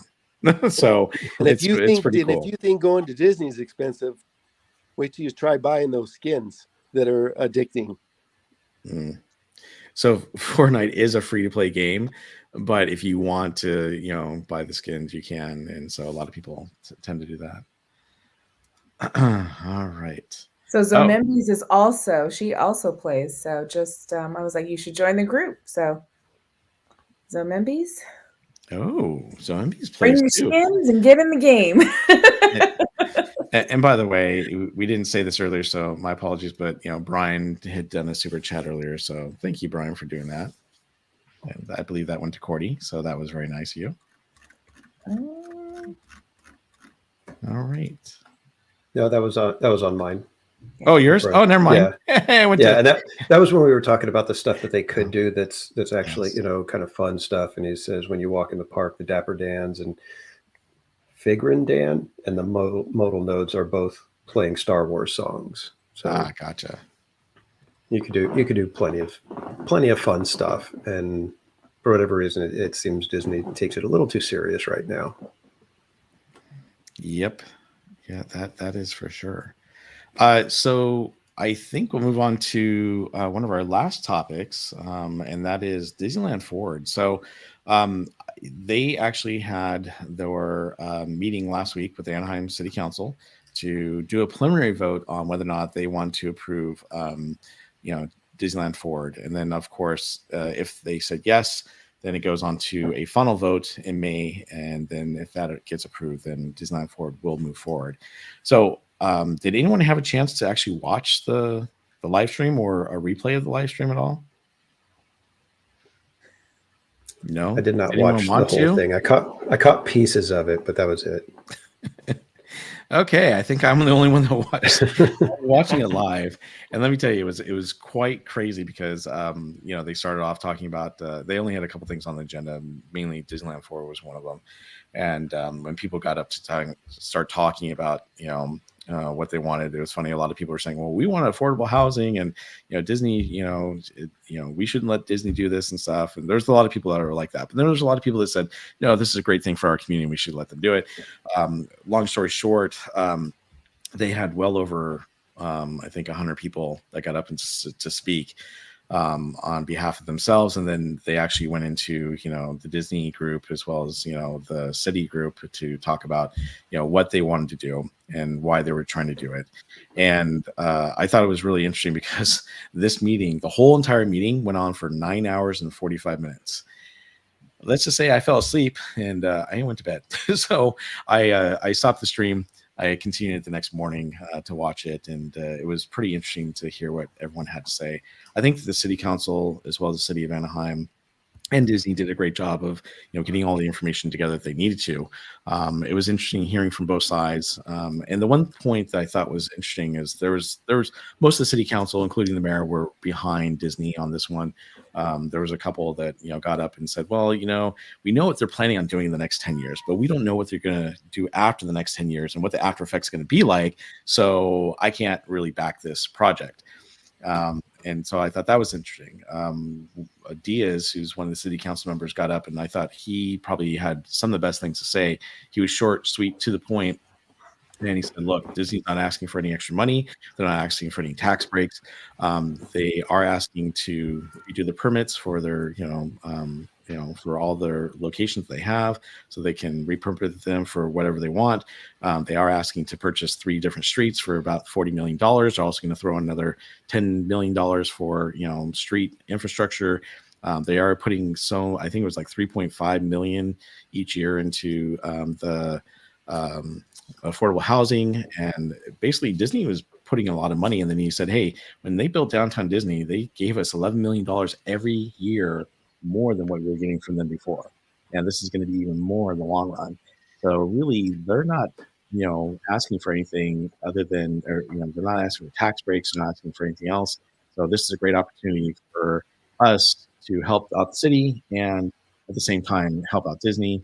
And so in the end, they voted, and the cool thing was unanimously, the whole city council voted yes, even though there's a couple of people that were not really backing it.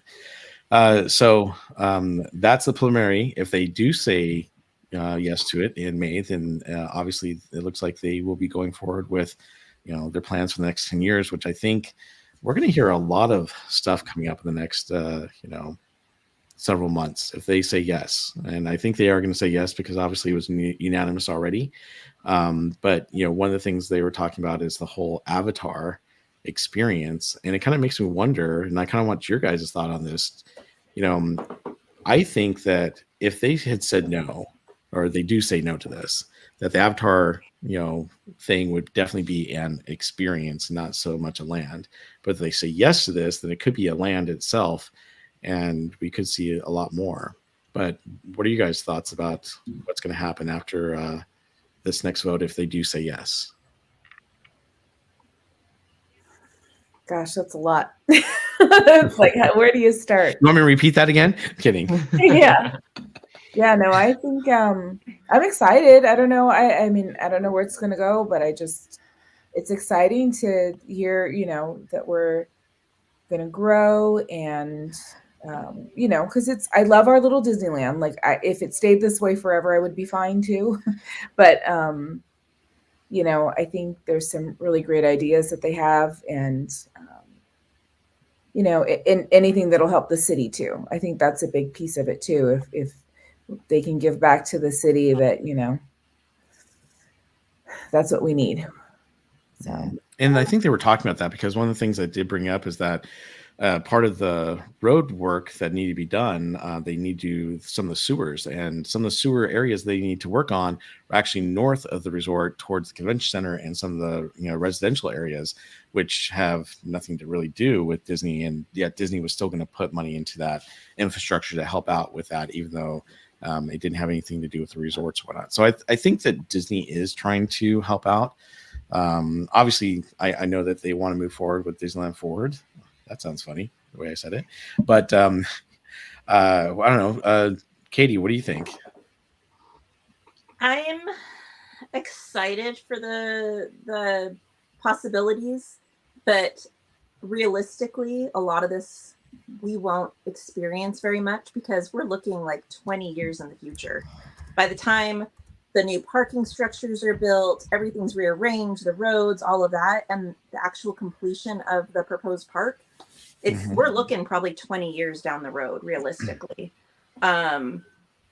So a lot of that, I mean, we're not going to get any younger, we're going to be up there in age. So a lot of it, we're just not going to get to experience as much as we could say now. So I'm excited to possibly see it, but as far as like fully experiencing it, it is what it is. What about you, Jimmy? I find it to be a fascinating endeavor because Disneyland, there's such a premium for space, right? Whereas Walt Disney World, it almost feels infinite by comparison. So you have to play within the confines also of the city. And going over what they've, kind of propositioned here, there's a few things like they talked about, like you had mentioned too, about the whole, like Disney's not asking for money. Disney's also adding potentially like this eastern parking lot that would help all the hotels on Harbor that's got all these bridges across Harbor Boulevard. So things like that I think are intelligent to put on top of this to make it more enticing for the council and citizens of Anaheim. And for me too, as a fan, I'm always excited about expansion. Retheme is one thing, but adding more capacity to the parks is way more important and crucial, I think, as opposed to retheming something, which is fine, but it's not as exciting to me as a fan, where I'm like, okay, if you could add more capacity so we don't have, the lines getting so long, especially with Pirates in that lightning lane. It's one of those things where I'm just like, I would love to see that because the park feels really full all the time. And like the idea of this is really cool. The thing that I think is also potentially confusing is a lot of like on this proposition, there's a lot of we were inspired by potential ideas like the Avatar thing or Frozen or Tangled or Peter Pan, like stuff they're doing in the other parks, and trying to wrap that around like the Disneyland Hotel potentially and all that. Again, like Katie was saying, it would take a long time to do it, and it might be confusing because if it's a third park, I don't know, or if it's like an addition on to what we have for DCA and for Disneyland. I don't know. It's a lot of concept here versus a lot of like, here's what we're gonna do once Disneyland Forward, if it gets okayed. You know what I mean? Yep, absolutely. Steve, you want to chime in? Yeah, I will hold to my Disney Forward dream. I want to see Tron come to Disneyland, but like Katie says, we'll probably die old age before that'll happen. So they can tear down the Paradise Pier Hotel. They can put Tron right there, make it 1 minute and 10 seconds, and it'll be the same as Walt Disney World. And I'll be happy, and I'll go every week again. Until they do that, I don't want to hear about it. I want Tron, not Avatar. I bought the Avatar game, and I played it once. I don't want it. Yeah, well, pray Tron 3 does well at the theaters, and we may see that come. Bob and I have the Tron skins for Fortnite, so that's the only way we could play Tron. All right. Well, thanks, Steve. Danny, what's your thoughts on the whole Disneyland Forward? Well, I agree that we're looking. The 10-year plan is probably not going to have a whole lot to it because there's a lot of infrastructure that has to happen. So I think the 10-year plan is going to see, unfortunately, like Jimmy was saying, there's going to be a lot of retheming in the 10-year plan. From what we've seen with the, just these, very blue sky, very, nondescript kind of concept art, it feels like they're leaning more toward the Epic Universe style of park, where these lands are going to be almost self-contained so that they can be opened and closed as they see fit. So it would be, this new Avatar experience would be a little section over near the hotels, but it's a separate gate, by itself, and they can, have it open from, 10 to 6, and then from 7 p.m. to midnight, they can rent it out to a private group or a convention or something like that, so that they've got this self-contained area. And so when you look at how they've kind of constructed and how they've presented concept art, it feels like that's the direction they're going, where these new areas are going to be self-contained, much smaller portions of what feels like a theme park. And they might be very highly specialized and, ultra themed to a specific IP potentially. So I think that's the direction they're possibly going, in which case that allows them to be able to open in succession rather than trying to open a third gate. They can open the Avatar experience, and then over here they can open the Encanto Hotel experience, and then they can open the Peter Pan area over here and do things like that and move things so that they are constantly adding, but in a way that makes fiscal sense, so that they're not putting a tremendous amount of capital up front and then hoping for the crowds to arrive. They can build, see how it goes. If things are, still popping off, they can just head to the next one and start the construction in the next area, and they can build little by little. That's my take. I have nothing other than, hey, that seems like an idea that they would go after.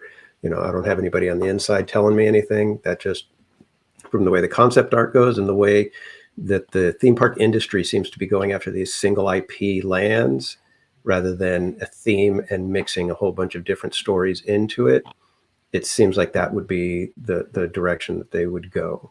But I personally, I don't know how I feel about that, because I generally don't like single IP lands. So we'll have to see how it goes. I mean, Harry Potter blew me away. So that was, I think, that's the gold standard for, a single IP. But that's how I'm viewing it. But like Katie said, we're, that's, 2045, 2050 that we're looking at, seeing a lot of that stuff come to fruition. Yeah. So real quick, GV559 says, Disney hasn't even updated Tomorrowland, so I won't hold my breath waiting for an expansion. Well, that's exactly it. That's what we were saying. To me, I think something like Tomorrowland would be one of the first things that they would, not one of the first ones. They're not going to do that first, but it would be part of, the initial 10 years would be seeing something happen in Tomorrowland that improves it, hopefully, rather than them, breaking ground on a completely new area. They've got a lot of infrastructure that has to happen before they can, add a lot more capacity, because they just don't have much more room to park people and to, people that want to stay overnight. There's just not as much as they would need if they did a big expansion now. Mm-hmm. Let's face it, Jimmy's the only one that's going to see this ever happen. The rest of us will. Gee, thanks, Steve. You feel really young there. All of this, we see it. Well, Jimmy, have fun. I'm really excited. I'll be watching the next fifth 30 Avatar years. film or whatever, and they'll just be breaking down on the new Avatar lands. And it'll be like, oh gosh, guys, you gotta move this along, We'll be Avatar the new pork 25.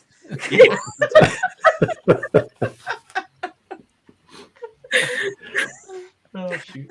Oh, that's funny. I will say, one of the things I can't remember where I saw and heard about it, but one of the proposals that I saw, and I don't know how feasible this would be, was Avatar Land possibly being put where Stage 17 is, and behind that where the bus loading area is. Redoing that whole bus area and that entire area, which that would be really interesting. They'd have to completely rearrange the buses and all of that. But you could fit a whole other land right there, honestly. Yeah, part of what they would do is what they call the Eastern Gateway, which was across harbor right there, where like the McDonald's and everything is. There would be a parking structure back there, and that's where the new bus hub would be. And then there would be a single bridge dropping you off into the Esplanade, so they could basically kind of work you around where they would extend out California Adventure right there. And I think we could see that before we would see a whole possible separate park or something like that. I feel like building a separate land could happen a lot. I mean, look at like Avengers Campus and Cars Land. I mean, those were, reasonably quick compared to building an entire possible park. So true. Yeah. But you know what? I've talked to several other content creators too, and some people are really adamant about, hey, I think that Pandora could go right over there, next to, Hollywood, but I just don't see it happening. And I don't think that they would actually put that in there. I mean, it seems like a weird place for it. Yeah. It would. It'd be a weird place, but also, I mean, think about, you know, the sight lines and what they do. You know, like, you know, even with Galaxy's Edge, I mean, we can still see the spires, but you know, they try to keep everything concealed. And you're talking about, I mean, the picture, again, it's a concept art, but it's a water ride, and you got, you know, these big, huge, formations all around, and I don't know that they would be able to do that. So I don't know. I don't see it going there, but they could go underground some too, like they have with some of the other attractions. So, you know, that's true. Yeah, that's very true. But I mean, time will tell. I think what's going to happen, though, and I don't know if you guys feel this way either, but once they do the vote next month, and obviously we'll probably talk about this again on the Park Streamers Hangout, but you know, I think we're going to start hearing a lot more leading up to D23 on some of their plans or what they'd like to do leading up past D23, you know, towards the Olympics. I think we'll hear a lot more about what they want to do for Disneyland Forward. And of course, like, you know, some of you are saying, we definitely need that infrastructure in there so that we can have the parking before we can actually expand. But who knows? Who knows what they're going to do? Yeah, I mean, they could do an expansion in tandem with the parking structure, and I believe that's part of the whole deal, is that they cannot simply work on infrastructure. They have to put in investment into the parks. Right. So Disney can't just sit there and, you know, spend all kinds of money and say, okay, we got tons more parking and let's pack these parks without having to add anything to the parks themselves. So that is part of the deal. They have to spend, I think it was like 1.9 billion or something like that in the parks. So there's that. You know, and I will tell you this, if they don't start breaking ground like by the end of this year, they're not going to make it for the Olympics. Right. Because Disney doesn't, you know, do lightning speed when it comes to their construction. And part of it is because of how intricate and how well done most of their construction usually is, you know, their rock work and things like that. It is phenomenal. But if they don't start soon, they're not going to make it in time for the Olympics. I'll tell you that. Yeah. Yeah. One of the other things, I was talking to Orange Grove 55 and George the Italiano yesterday. We were talking about, you know, downtown Disney.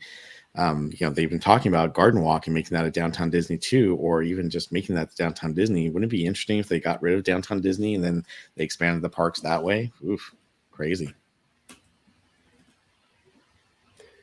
Yeah, I think my guess is that from the way the concept art is, it's just a guess, judging by some other people that have made speculations and things.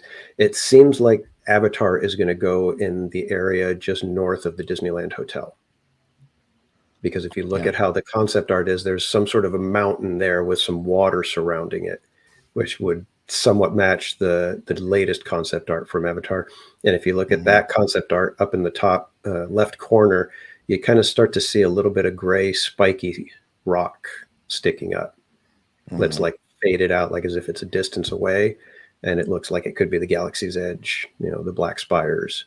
So again, it's all speculation, but that would be one way that they could start the Avatar experience without affecting a whole lot, because it's just, you know, a flat parking lot area that they would be losing. It's not like they have to knock down a structure and things like that. And they could, you know, easily construct walkways to get around the construction for a while. Yeah, it's an interesting point. I also want to bring up too, like the idea of Toy Story parking lot being like its own kind of shopping-ish. Maybe there's a lot of nebulous wording for that. They're like, it could be this, it could be that, it could be whatever you want it to be. So I don't know, like if that's an idea of like maybe taking some of what Downtown Disney is, putting it over there, and then maybe allocating some of the Downtown Disney stuff to bleed into this new thing and have it kind of a gate that's in front of the hotel. Which I'm starting to think, like, logistically, that might get a little tricky, too, trying to get guests in and out. If they're like, I stayed at the Disneyland Hotel. I didn't get a ticket to this park today, but I have to go through the park to get to Disneyland. So get on the monorail or something. I don't know. I'm fascinated. You know? Yeah. Yeah, the wording has really been the thing that's, got a lot of people hung up, whether it's experience, land, is it Disneyland, Disneyland Resort, and it's just it's a constant, game of trying to figure out, okay, well, why did he say that? Why did he use that word? Why did they put that in the press release? Did you notice that they changed the press release from what he actually said? It's just it's nuts with that kind of stuff. I think ultimately they haven't decided yet. I think they're going to wait and see if everything passes, or when everything passes, I should say, probably, and then decide from there. I don't even think the lands are nailed down on Disney's part. I think it's all very fluid and can change as things progress. Well, I kind of feel like since they've been doing this and by the way, they have been working on DisneylandForward for the last couple of years, and they obviously learned their lesson from the last time when they said, we're going to do this, and city council said, no. So now they've taken the different approach and they've done the outreach. I mean, Danny and I were out there, last year at one of the parks and, talking to the people from Disney, and it was great, seeing what they're trying to do for DisneylandForward. So they've definitely taken a different approach. I honestly think that they do have a plan that, hey, if Disneyland passes, this is what we're going to start doing and working towards. And if it doesn't pass, well, this is what we're going to do. It's kind of like the Avatar experience. I keep saying experience, but I have a feeling that experience will be different. If it doesn't pass, it's going to be experience. Right. One way or one direction changes which exactly what they're going to build. Yeah. So, and I'm really curious because on the one map when we went to the little meet and greet thing that they were doing for the residents, there was the Pixar Place. Is it Pixar Place Hotel? I can never remember what it's called anymore. Yeah, it's Pixar Place. Pixar Hotel. That one was marked as hotel theme park experience or something along those lines. Like it was, it had a, very much lead you to believe that it's a galactic star cruiser type of hotel, that it's more than just getting not officially that, but I know something along those lines, which I'm curious, this was before, Star Cruiser crashed and burned. So I'm curious if that's still in play where they're going to attempt another version of the Star Cruiser, because Star Cruiser was a good idea. It just was executed in every possible way incorrectly. Okay, so I have a solution for all of us streamers. So what do you think of this? We all sell our houses here. We all move to Florida and stream every day at Disney World.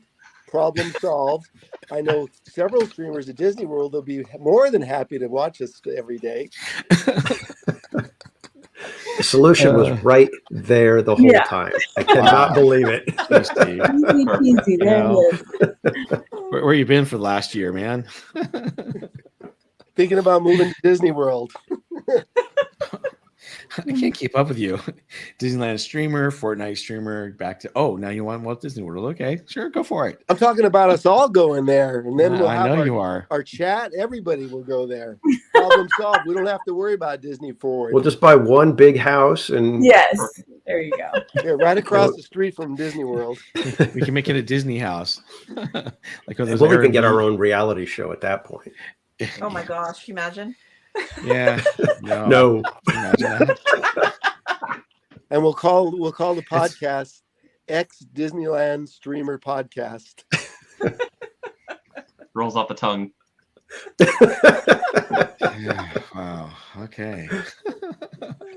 All right. So thank you, Steve, for that good laugh. I love it. Well, thanks for bringing in your thoughts and feelings on what they might be doing with DisneylandForward. Only time will tell. We'll see what happens next month. Obviously, they're going to be doing the final vote. I think it's going to pass. And then we'll go from there and see if Disney starts announcing anything. But before we wrap up tonight, just a couple of things I wanted to bring up because we do have something that is starting this week, and that is Pixar Fest at the Disney parks. Obviously, looking forward to seeing the parade again, and obviously the fireworks. So you definitely want to check it out. I will be there this week, the Friday, I think, with my daughter, and we're going to cover some of it. I'm sure some of you guys are going to be there as well, but they're going to have, the Pixar Better Together Pixar Palace celebration with a parade. They're going to have the Club Pixar. also going on. They're going to have the Pixar Pals Playtime Party, which actually I've been able to see from the train as we're passing by. They've been kind of working on it, and some of the actors have been out there, not in costume, but getting ready and kind of practicing and rehearsing. Looks like they're going to have some new Magic Band experiences. That's the Hangry. Well, that's the new shirt they have too. That's kind of cool. I like the Bruce one. You guys know me. I love sharks. So they're going to have a lot of different things for Pixar Fest. And obviously, I'm sure you guys will definitely want to check it out. But that starts this Friday, and it goes from April 26th through August 4th of 2024. So that is the next big thing that's going to be hitting the Disney parks. And then the other thing I wanted to bring up is, oops, sorry, I meant to share this other page and I just clicked off it. Give me 1 second. There we go. So it's Bats Day Fun in the Park. This is always a fun thing to do. Jimmy and Katie, have you had the opportunity to go to this or been to past experiences? Yes. Yeah. Very cool. What about you, Jimmy? No, I'm not unfamiliar. I'm familiar. All right. So you need to wear black and your eyeliner that day because it's Gothic Day. Jimmy's like, what? What am I getting into? No, you don't have to do that at all. No, Jimmy's all, again? I was already planning on it, but all right, fine, I'll do it. So this is the 25th anniversary of Bats Day Fun in the Park. It's also called, they call it Goth Day. But basically, this is a non-Disney sponsored event. But last year, I was a brand new streamer and I got to experience this with Cordy and with Steve and Danny. We had a blast. It was a lot of fun. They do different meetups. They do some giveaways, but they have a lot of fun, including a big photo op around 3:00 in front of the castle, which they did, and we were able to show it. But a lot of people show up in their goth attire, and some of it is very Disneyized. It's really, really cool. So some of them wear bats ears instead of the Mickey ears, as you can see here, which are kind of cool. But it's just really neat, something that they do every year. And this year it's going to be on May the 5th of 2024. So it's a Sunday. So if you Bob, you forgot to mention that some of it's very R-rated, the costumes. Shh, way. Well, what? Well, let's put it this way. Disney has a way of escorting people out of the park when it comes to that there, Steve. So, I will say though that this group, they do have some really cool merch that they make themselves. If you go on their Instagram, they have a link on there, and they have t-shirts. They have their own backpack. You can kind of see it right there. They have ear hats that you can see on like the little green skull right there. You can order those all on their site. It's actually pretty cool stuff. Yeah, it is very cool. So, and what Steve was saying about the sorry about R-rated stuff. Some of the goth people, they go as flamboyant as possible, and some of it can be a little risque. Very fishnetty. Fishnetty. Some very tight outfits, and just certain things being pushed and presented a little differently. That's all. Yes. Yep. But anyhow, so I know that we're going to be there on May the 5th. So I hope you guys will join us. And of course, the last thing I wanted to bring up real quick is this, which is our Park Streamers Chalk Walk. We really just want to say thank you to everyone for taking the time to donate to our channel. We're trying to raise $5,000. That's our goal right now. And so far we've raised $3,931. And so basically it's all the park streamers that we've gathered together to do this chalk walk. It is a chalk walk in the park between Disneyland and Disney's California Adventure. It goes to the Children's Hospital of Orange County. It goes to a great cause, and we just want to say thank you for taking the time to donate. And if you can't donate, please take the time to share our page. We have a team page. All of us have individual pages, but all the money goes to our team page. And it's going to a great organization, a great cause. So that's July 21st. We have a ways to go. I think we'll definitely hit our goal, but just want to say thank you to everyone who's donated so far. And to those of you who shared our page, thank you so much as well. And if you haven't done so and you'd like to, you can go to, in fact, I'll share the link real quick in the chat here. You can go to the link that's going to be in the chat in just a moment here, and you can click on that and check out our page. Anybody else want to talk about Chalk Walk? Yeah, I just wanted to say I have an anonymous donor that so I think it was as of 2 weeks ago. So any donations that are made on my page, they're matching. So bump that number up. Yes, actually, I did see you got a matching one. That was amazing and incredible. So, yeah, it is a great cause, and we appreciate everything you guys have done. So, thank you so much for taking the time to do that.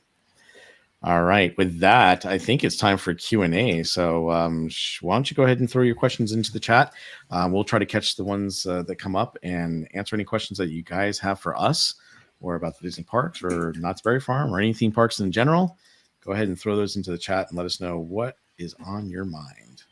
And we'll make Katie and Jimmy Good answer all of them. I'm kidding. Perfect. No, I love them.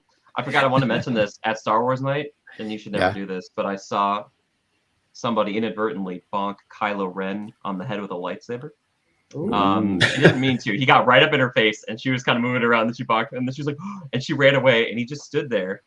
And then he like waited, he turned around and then stalked after her, and she's screaming, running away from him. I was like, that's probably the proper response, but don't hit him. He's just so sad. He's the saddest boy in the galaxy. You know, he's so sad. But I was like, I've never seen that before. That's too funny. All right. So Jetta Jade's asking, when they electrify the Autopia cars, if someone touches track, will they get shocked? Well, I think they're going to be electric cars, not electrified. It's not going to be like a regular, Mr. Toad's Wild Ride where it's on electrified, track. It's going to be, electrified car. So,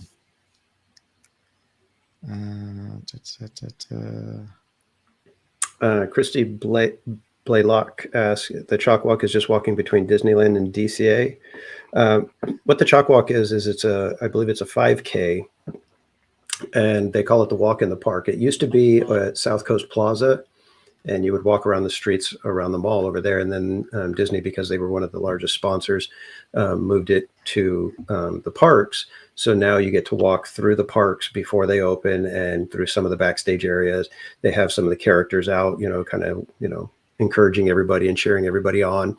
And they walk around, and you walk around and through downtown Disney, and then they've got vendors. And I believe if you raise $350 as an individual, you actually get a ticket to the park for that day. So it's like I said, it's a great cause. Mrs. Casual and her goddaughter used to do this all the time. I did it a few years with them, and then it kind of we fell off from doing it, but now we're getting back into it. So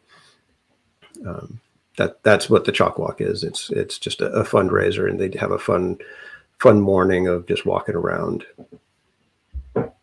It's on a path though. It's not like just go walk wherever you want. It's a marked path for you to follow. And don't we start? So we'll all do the tram walk. I'm trying to remember. I think 2017 was the last time I did one. But yeah, something like that. It like starts in downtown Disney or the tram area, and then you like walk around toward the parks, and then you circle back and you finish up in one of the parking lots, I think, or even in downtown Disney. Yep. So Zombie says, Mr. Mendes wants to know when the City Hall and fire station will be completed. Fire station's done. Yeah. Mm-hmm. Don't know about the rest. Yeah, I don't know about. So they haven't announced City Hall. So I'm not sure. All right. Brian Sevilla said that the YouTube channel called Popcorn in Bed shared our Chalk Walk link. They linked it in their description. Oh, that's awesome. And Popcorn in Bed has 384,000 subscribers. Oh my goodness. Their videos get, in the 62,000 views, 129,000 views. So wonderful. Yeah, that's pretty cool that they would share our link. Yeah, that is awesome. Your donation master is going to be their hands full.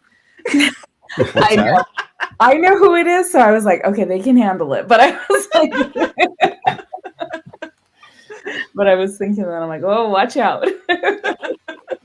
Oh, back to the Chalk Walk. Christy's asking if they do have teams. Yeah, so we do have teams, and our team is the Park Streamers team, and that's who we are. So yes, there are other teams that are raising money as well.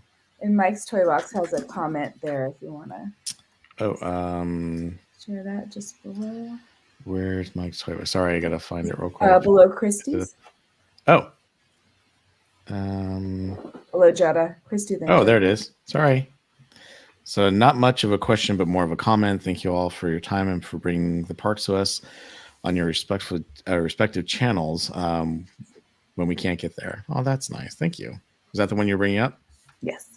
Oh, very nice. Thank you, Mike's Toy Box. Thank you. You are very welcome as well, Mike. All right. Any? Christy asks, are you guys all combining your efforts for the funds? Are you doing it individually? Well, it's sort of done individually. They're tracking individually, but all the funds go together to the Park Streamers team. So whatever is raised, it all adds up for the Park Streamers team. Right. Let's see. I saw another question. Oh, Jetta was asking, what did they do to the fire station? My understanding is they're just refurbishing it and touching it up and giving it a fresh coat of paint and everything. So,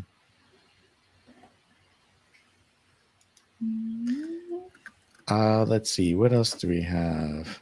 Holly says, congratulations to Jimmy Good for hitting 4,000 subscribers. Congrats. Thank you so much. I appreciate it. Yep. Very much. Congratulations. All right. Let's see. Zomembi's asked, will any of you be streaming the Chalk Walk? If they, I don't know for sure if they allow streaming. I'm assuming they do. And if that's the case, we'll probably have 12 streams going all at the same time. And it's just going to be just absolute madhouse of live streaming chaos and insanity that morning, because we're all probably going to just stay up all night and head over to the Chalk Walk at 5 a.m. Close the park and... Exactly. We're all going to close the park, just go across the street to Denny's, hang out for a while, and then put on our other set of walking shoes and get going. Exactly. Yeah. For another full day at the park. And we expect all of you to be on your computers and have 12 tabs open. Exactly. Yeah. Like, share, and subscribe to everybody. Oh, this is funny. So GDV559 says they changed Walt's light bulb. That's what they did. Yeah. Let's see. Oh, Christy was asking what time we start the walk. It's like 6. Is it like 6 in the morning? 6:30 in the morning? I can't remember. I want to say it's like 6 a.m. is when they start the actual walk, but you got to be there by 5, because there's there's literally thousands of people that just, and they all start walking together, and it's actually a lot of fun. A lot of people dress up kind of the way the Run Disney people do, with the tutus or bounding and stuff like that. It's a ton of fun. It really is. So I'm looking forward to it. And if the Park Streamers team has any ideas as to how we can stand out other than everybody carrying a gimbal, we'll have to figure out something to do. Like we should all wear Mickey shoes. Yeah. We should. Yeah, maybe we should come up with a team T-shirt. That would be cool. I like that. Yeah, we could do that. Oh wait, we all have shirts. Sorry, never mind. We need to come up with something else, a hat or something. So it's under John, but I'm not sure if it's Sylvia. But it says, did Katie see herself on TMZ? Were you on TMZ? Yeah, apparently I didn't even know this, and I was watching Robola's stream yesterday, and they were telling me. So yeah, I went back and I found the video. Yeah. Why were you on TMZ? She's not wearing shit. So on the opening night of Star Wars Nite, we were there streaming, and that was when Kanye was there, and we were recording him and his girlfriend and her interesting, unique outfit, and footwear choices, and remarking on it. And TMZ saw the footage and shared it on their own. So yeah. Oh wow. Yeah. They didn't even ask you? You hear me remarking about oh my gosh, she has no shoes on, and I actually that was one of the parts that I went back and I watched, and I saw that part. So at least you didn't go overboard with any inappropriate comments. oh no, Yes. I mean we were streaming, so nothing would have. Right. But yeah, it was pretty funny. I had no clue until I was watching Rubbles stream and they mentioned something, and I was like, wait, what? So yeah. Oh, I'm gonna have to go back and watch that then. Yeah, I know. I have to go check that out. Well, congrats on being TMZ, I guess. I know. I was like, is that a good thing or a bad thing, Katie? Mike Skellington, I know. Please go back. Wait, so you're each streaming the walk too? We're not sure yet. Hopefully, we will be, but Hopefully. it will be a stream fest. That's for sure. Let's see. Any other questions you guys see that we did not catch? Rabola says, please tell Katie I said howdy. Howdy. Mike's Toy Box says, how about a Mr. Lincoln's Wild Ride takeover? Okay.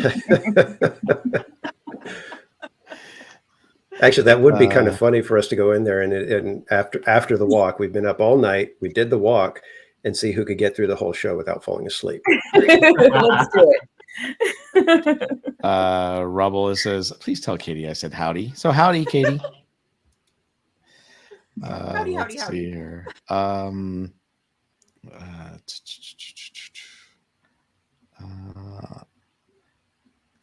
So Christy's asking if we're all going to the Pride Nights. I'm probably not going to get tickets to. I don't go buy tickets to all the After Dark events, so I probably won't be going to that one. But I think some of you probably are going to get tickets. Yes, no, maybe. I'm going both nights. Same. So Cordy's going, Katie's going. Are you going to go? I don't Jenny? do the After Dark events for the most part. So I can't talk to this guy anymore. No, I'm just joking. Just kidding. I know that. Jimmy Good, are you going to go? I don't think I'll be going this time. And I was going to say, I'm kind of in the same boat. I usually don't go to a lot of these. So I was lucky to go to this one. And like I did Oogie Boogie twice last year for the first time. So I'm newer to this After Dark thing, even though I've done plenty in Walt Disney World, which is a different story entirely. So, yeah. Theme Park Casual, you know you're going to get a ticket to Oogie Boogie. Come on. No comment as of yet. Okay. But I was thinking about Villains Grove just this morning. I was just like, dude, Villains Grove misses you, Danny. I'm telling you that thing. It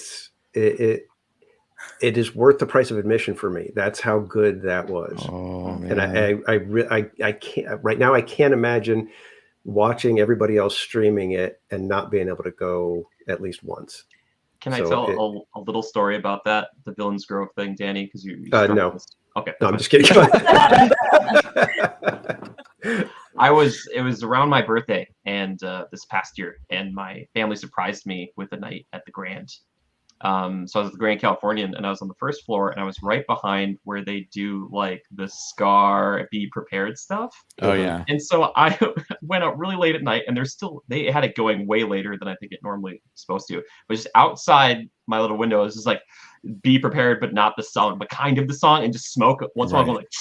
I was like, yep, this is what's happening. It's like, I was like, this is perfect. And even when I shut the door, I'm like, I can still hear this pretty well. Like, I was like, okay. But yeah, so I was like, Villains Grove, still great, no matter where you're at. Oh, geez. Good story, though. Thank you. You should have just started watching Lion King. I should have, just crank it. Like, so Chris says, I wish they weren't so expensive, or we could at least get a Magic Key discount. Yeah, that's one thing about these events. They do get a little pricey, which is unfortunate. So let's see. And that's actually the main reason for me. If there's anything you guys know about me, it's I'm cheap. So well, I'm glad you said it, not me. I mean, wait, did I will admit it. It's. But think about it. I mean, we all have Magic Keys, and we go, twice a week, sometimes more, Cordy. And so when we do these things, well, and when we have to, if you have to pay extra for these events, it's just crazy. It's like, wow, I got to spend $169 for a Thursday night ticket to Star Wars. it gets expensive, and then it's like, is it really worth the money? I mean, obviously we have the channels and we're sharing with everyone else, which is great. But yeah, sometimes it's like, oof, do I really want to pay for that after I paid, $1,600 for a magic key? It's like, oof. Yep. Well, So- and as a live streamer, you're basically just doing it for your viewers, because you're going to get hit with 20 to 30 something copyrights guaranteed. Right. So you're not going to get monetized off of that at all. Right. It's really just a gift to your viewers. So, Yeah.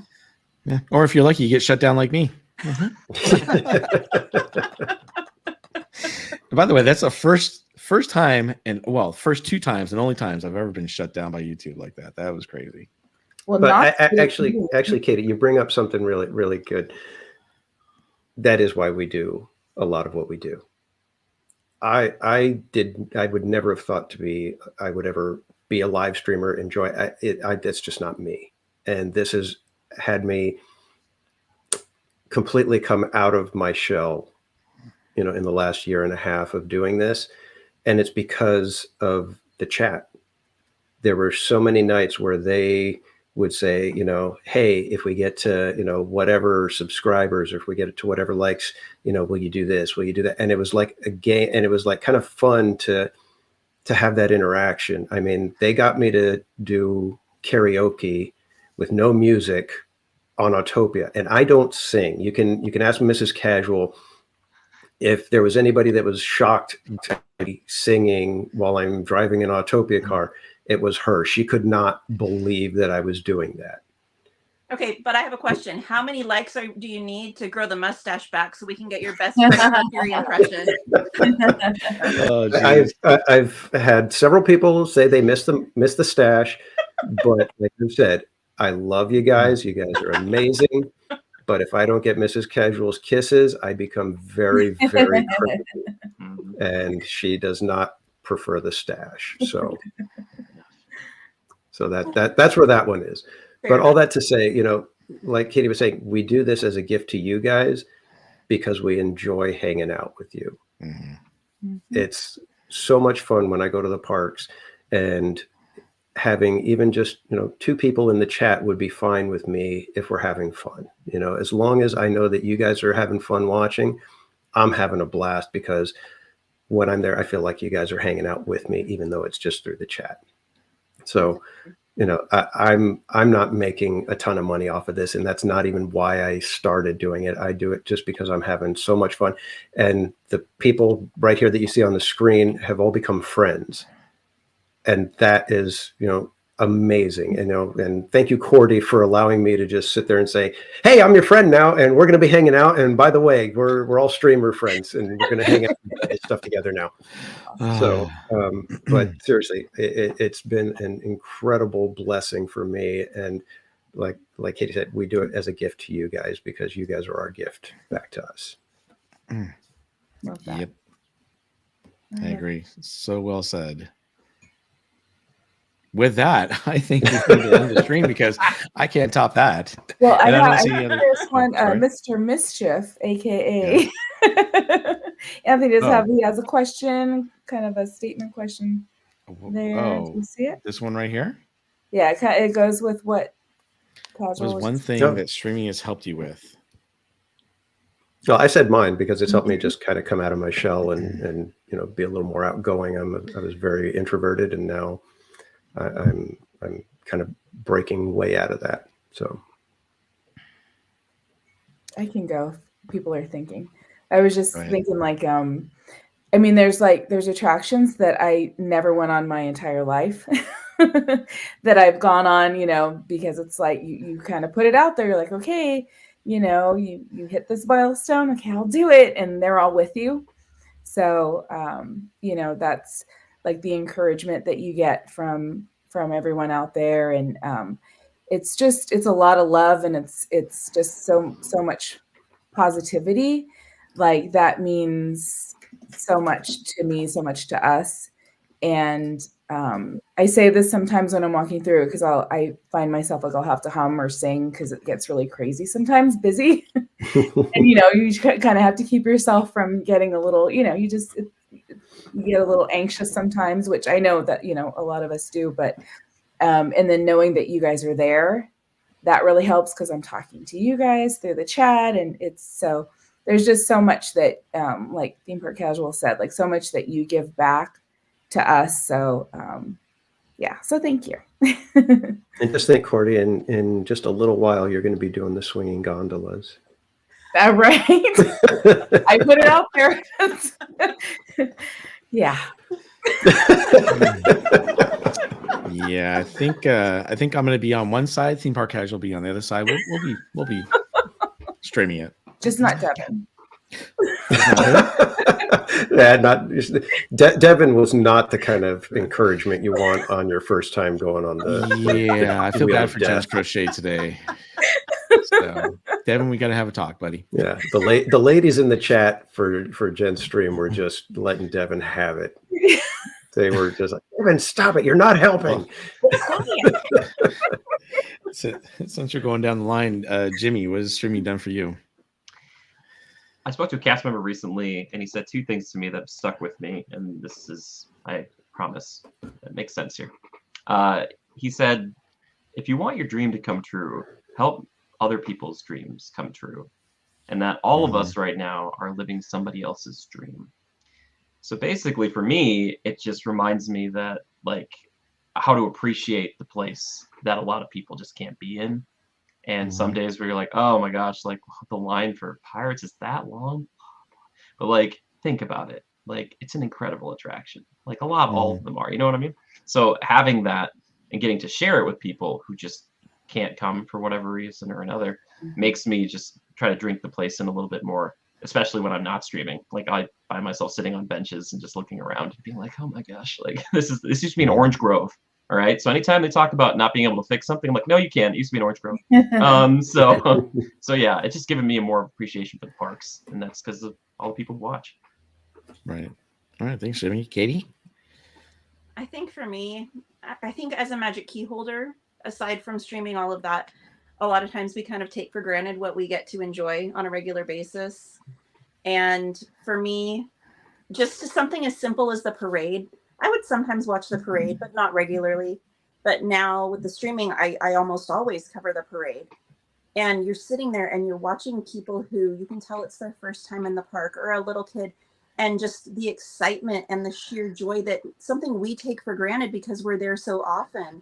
Just to see their excitement and their joy, it's amazing. Like, I'll be sitting there like streaming and I'm like fighting back tears because I'm watching these people get so emotional over it. I'm like, oh my gosh, you know, feeding off of their energy. So I've really enjoyed getting to experience the park through other people's eyes, you know, in a way that I probably wouldn't have taken the time to do otherwise. All right. Thank you, Katie. Steve? So for me, being an ex-professional photographer, I started streaming at Disneyland to kind of share the photography aspect of it through my lens or phone. And that's what I enjoy doing. So I did it more as to share with my audience the photography aspect of it instead of, you know, just normal. And that's why I started streaming at Disneyland.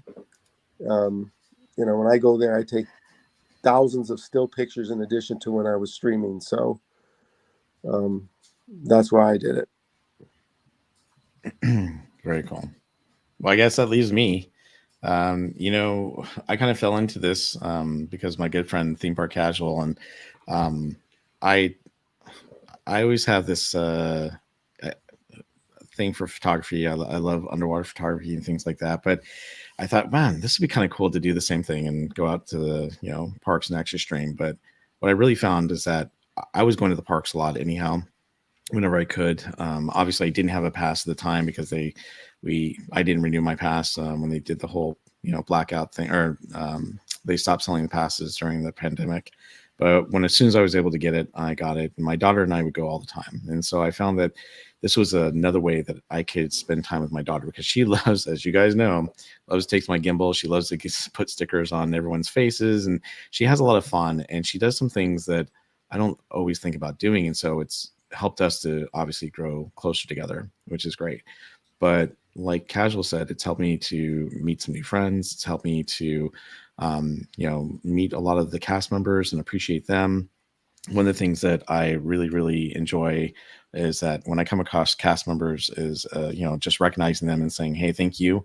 And so it's one thing to ask you guys to do a cast compliment, but I actually came up with a sticker that now I'm actually sharing with the cast members that say cast member extraordinaire. And that's kind of cool. They all, seem to really like it. I just got it last week. And so being able to say thank you to all of them for, participating and helping out.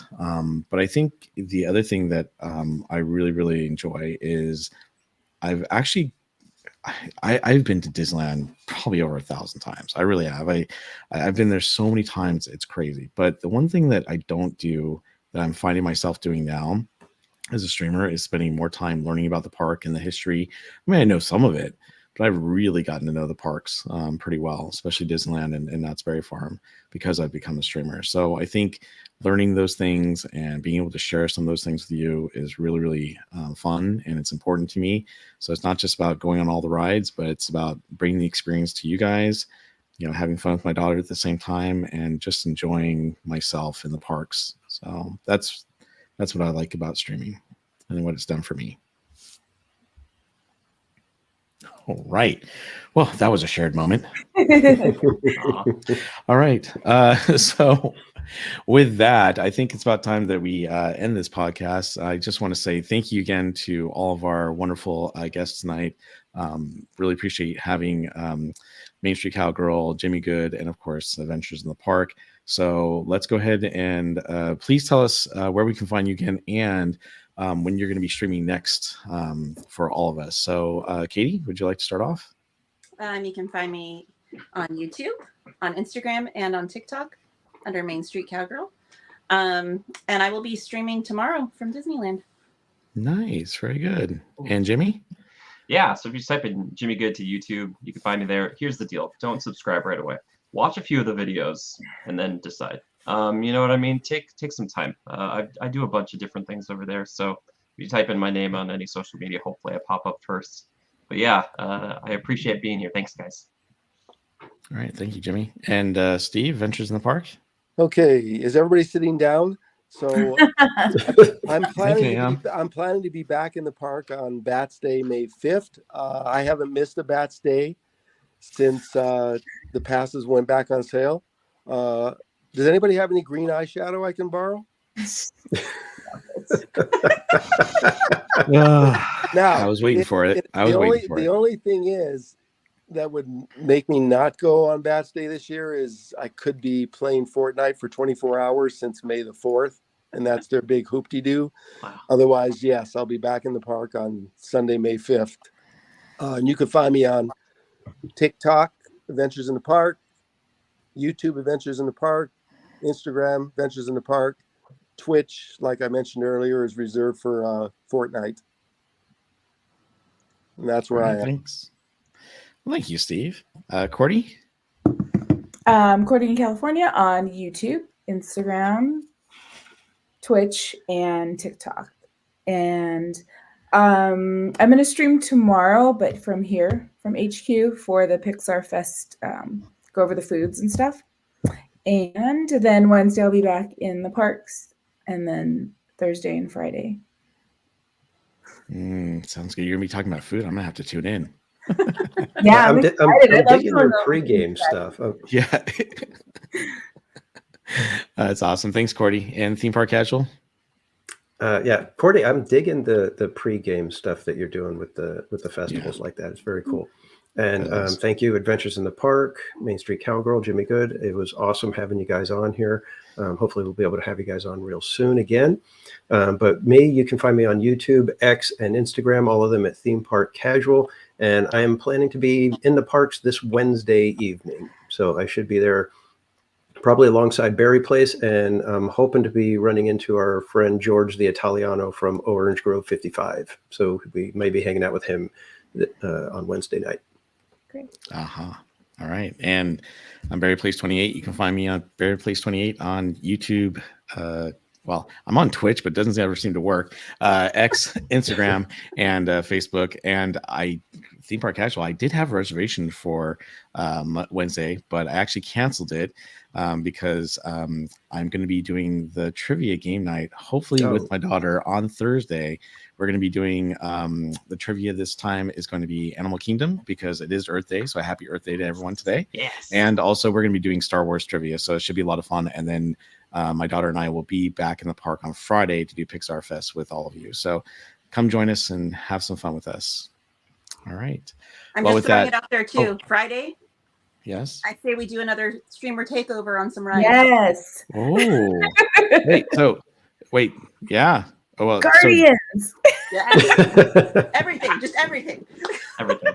Yeah, just moving a big swarm. Yeah. Who are all these people with the gimbals? What's going on? I was gonna say I'm gonna be there with my family, so I don't know if I might just see you guys moving as a big group, and I'll be like, yeah. So those are some of the people I know. There you go.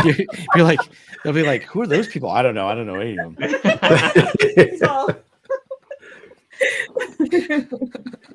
Yeah. It's been a great stream tonight. We hope you guys have had fun. Please take the time. We are streaming from all of our different channels. Eventually, we will have our own channel for Park Streamers Hangout. But in the meantime, please take the time to go to all of our channels and like the videos tonight. And if you like our content, please take time to subscribe. But we appreciate all of you. Thank you for hanging out with us. We had a great time tonight. Thank you to all of our guests. And with that, we will see you on the next Park Streamers Hangout. Have a great night, everyone. We hope you enjoyed our amazing show tonight. Thank you for joining us, and we'll see you on the next Park Streamers Hangout. Have a good night, everyone.